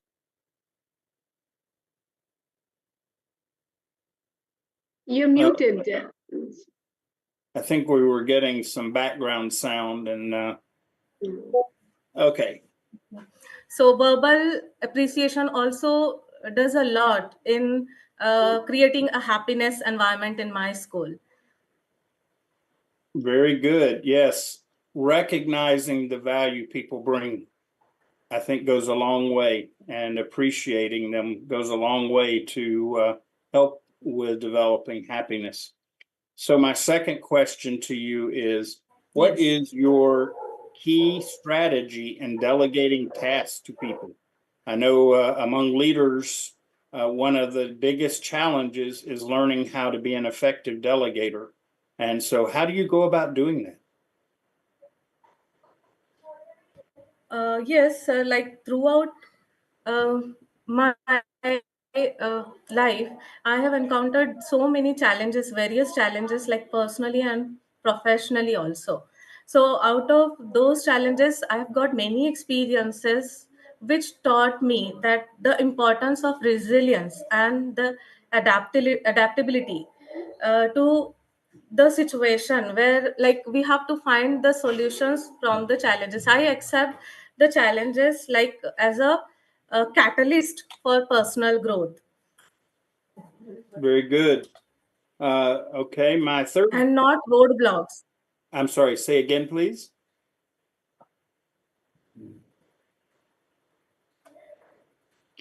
Am I audible, sir? Can you repeat your last statement? I talked over you and I want to hear what you said. You said something roadblocks, Actually, right, Ms. Shabnam? That's what Dr. Kevin is asking, to repeat the statement. Yes, I was talking about the challenges, life challenges, like they are the catalyst for personal growth and not the roadblocks, but rather the stepping stones to the towards the success. So this was all about that. Very good. Thank you. Okay, so my third question for you, and I want you to be, I think part of the value of being with leaders is to be able to be honest about the good, the bad, and the ugly. And one of the things we have to address as educators is, where is the current education system leading to? What are your thoughts on where the current education system is going?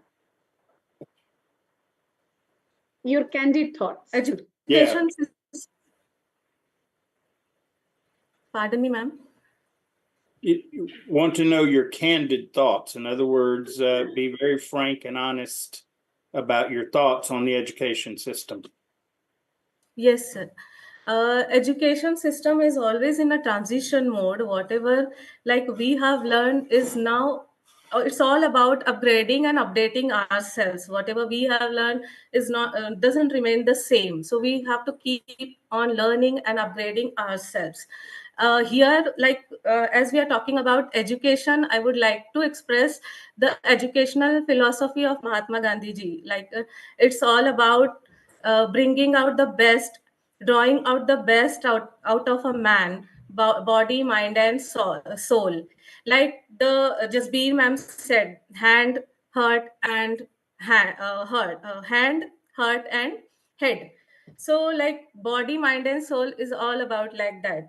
So all three H, when the like any education system, whenever like the policies are upgrading and all, the educational philosophy which remains the same, like it's all about learning and bringing out the best out of the student and the man. How do you think we're doing currently to do that? Are we doing that well? Yes, sir, we are doing that well, because I'm not alone in this institute. Like so many people are there, those who are helping me to bring out the best out of the student. Like it's all about transforming potentiality into reality. Students already have that potential. We just have to bring it into reality by providing some situations and fostering the education. We have to facilitate, like teacher is just a facilitator. We have to provide multiple experiences and the examples where the child can learn and grow.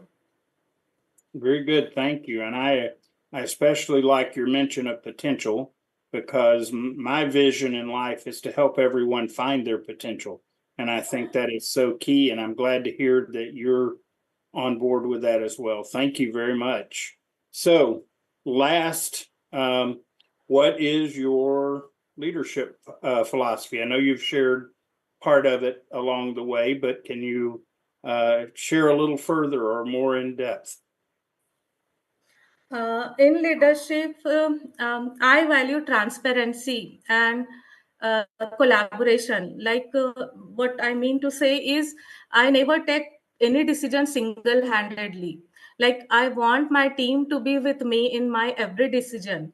That doesn't mean I can't take decision. I'm not a good decision maker. It's not like that. I can take decision, but I want to see their perspective also and what they think about a particular situation or the project. So I always keep my team in front of me.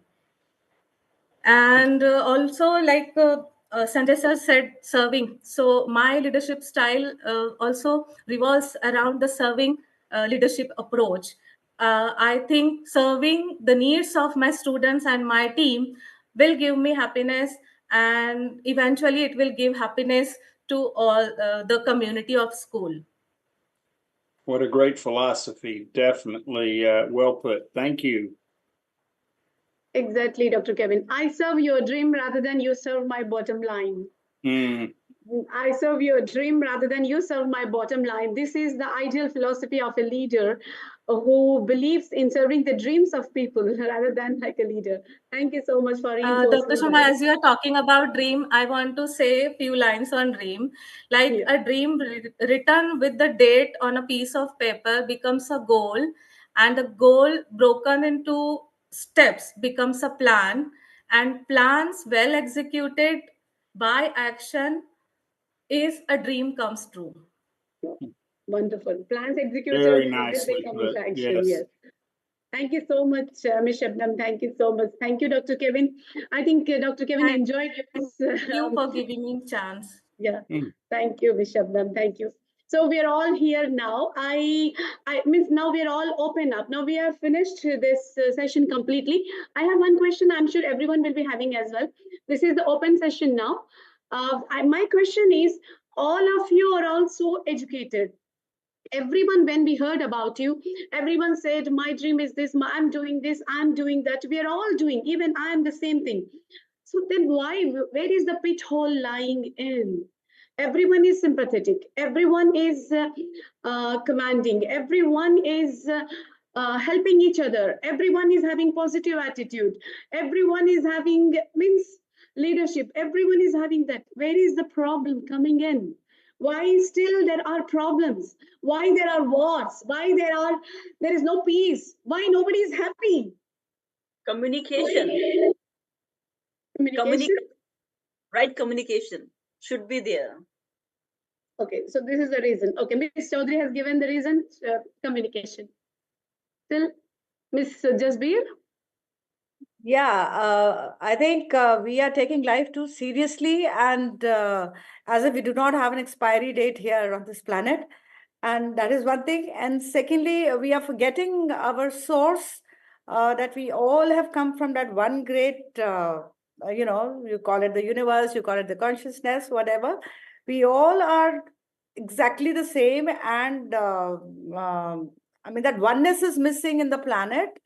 Basically, because we are actually, as I said, we are taking things a bit too seriously, and we are, that mind that we want to, what do you say, possess things too much, and which we really cannot. See, there's a little difference between loving something and possessing something, getting attached to something. For example, a plant, if you like the rose, you pluck it, right? You want to possess it. But if you love the plant, you're going to water it.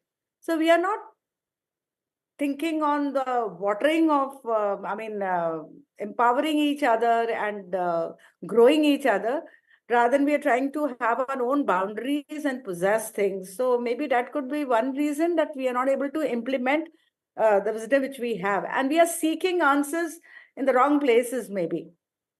So Yeah, that is one thing. Or I did you think mean the education system? Because I wanted to speak something on the education system also, where it is going now. Yeah, Ms. Jasbir. Sorry. Yeah. No, because I was anxious actually. That's the reason. Because when I saw all of you are so powerful, because everyone is doing we something. feel we are separate now. We feel we are separate from each other. That is the basic problem. Whereas we are not separate. Exactly. We miss on the oneness. Somewhere. Sorry to interrupt. Dr. Sharma has given one in Hindi quotation. कुछ ने अच्छा समझा, कुछ ने बुरा समझा। जिसने Yeah. जो समझा वो उसने अपने एक्सपीरियंस या अनुभव से समझा। So that is the problem. We are, you know, right? Yes. जिसको जितना चाहिए था उसने वही पहचाना, बस खत्म। So I really appreciate what ma'am has said. Really, जिसको जितना चाहिए था वो उतना पहचाना। उतना समझ, उतना पहचाना बस। I think so. Sanjay, I think Dr. Kevin is leaving. Before Dr. Kevin is leaving, usually he gives vote of thanks, and I want Sanjay ji also to highlight on this point because I was so anxious to know the answer for this. We are all working, but still poor only. Poor is remaining. Poor children who are illiterate, they are still illiterate. The countries still the people are complaining. Still means where is the progress? Where is the energy going on? Law of conservation of energy states energy can be neither created nor destroyed. But where is our energy like? Where is it going? But that's the reason I asked you all. But as Dr. Kevin has some commitment to leave, I want Dr. Kevin before to him. He usually gives vote of thanks. Well, thank you everyone for your time today and your commitment and your leadership. I know that your example and your sharing is such an inspiration to me, and I know to others. So thank you again. We appreciate you and look forward to growing forward with you as leaders and leading by example for others to see. So thank you. Thank you to our guest, Major Sanjay. Appreciate you and all the participants. And as always, Dr. Shama, thank you. Thank you so much, Dr. Kevin. Thank you so much. I think we have taken much of your time today. The discussions has gone such a wonderful way, and the way everyone is contributing to the society. And Dr. Kevin, tons of thanks. Tons of thanks, Dr. Kevin. God bless. Take Bye-bye, care. Dr. Kevin. Bye. Sanjay, we would love to listen from you the answer for that. In fact, very short answer, I would say that yes, it's a big challenge. We see the people running after percentages, not about values, ethics, ethos. So, in fact, we have so many principles here, and it was great to listen to each one of them that they are focusing on values, ethos, and making their students a good human being. So in the long run, that pays off. In fact, it is not I have seen a balanced personality, a balanced person wins the race in the long run. It is not only, otherwise they get tired, they get burned out, they give up after some time. So one has to be balanced, sports, good human being, do some social service and studies. That is what my thought is, Dr. Shama. Yeah, I think that's what balance is missing. Exactly. When there is a balance missing in the ecosystem, everything else. So, because we are all working so hard, everyone is trying from their efforts. But still, when you see here, when people come to Gulf, they say, "I don't have anything at home. Nothing is there." Such a worst situation. People are coming from India here, and means where it is going. Even no education, nothing. Still there.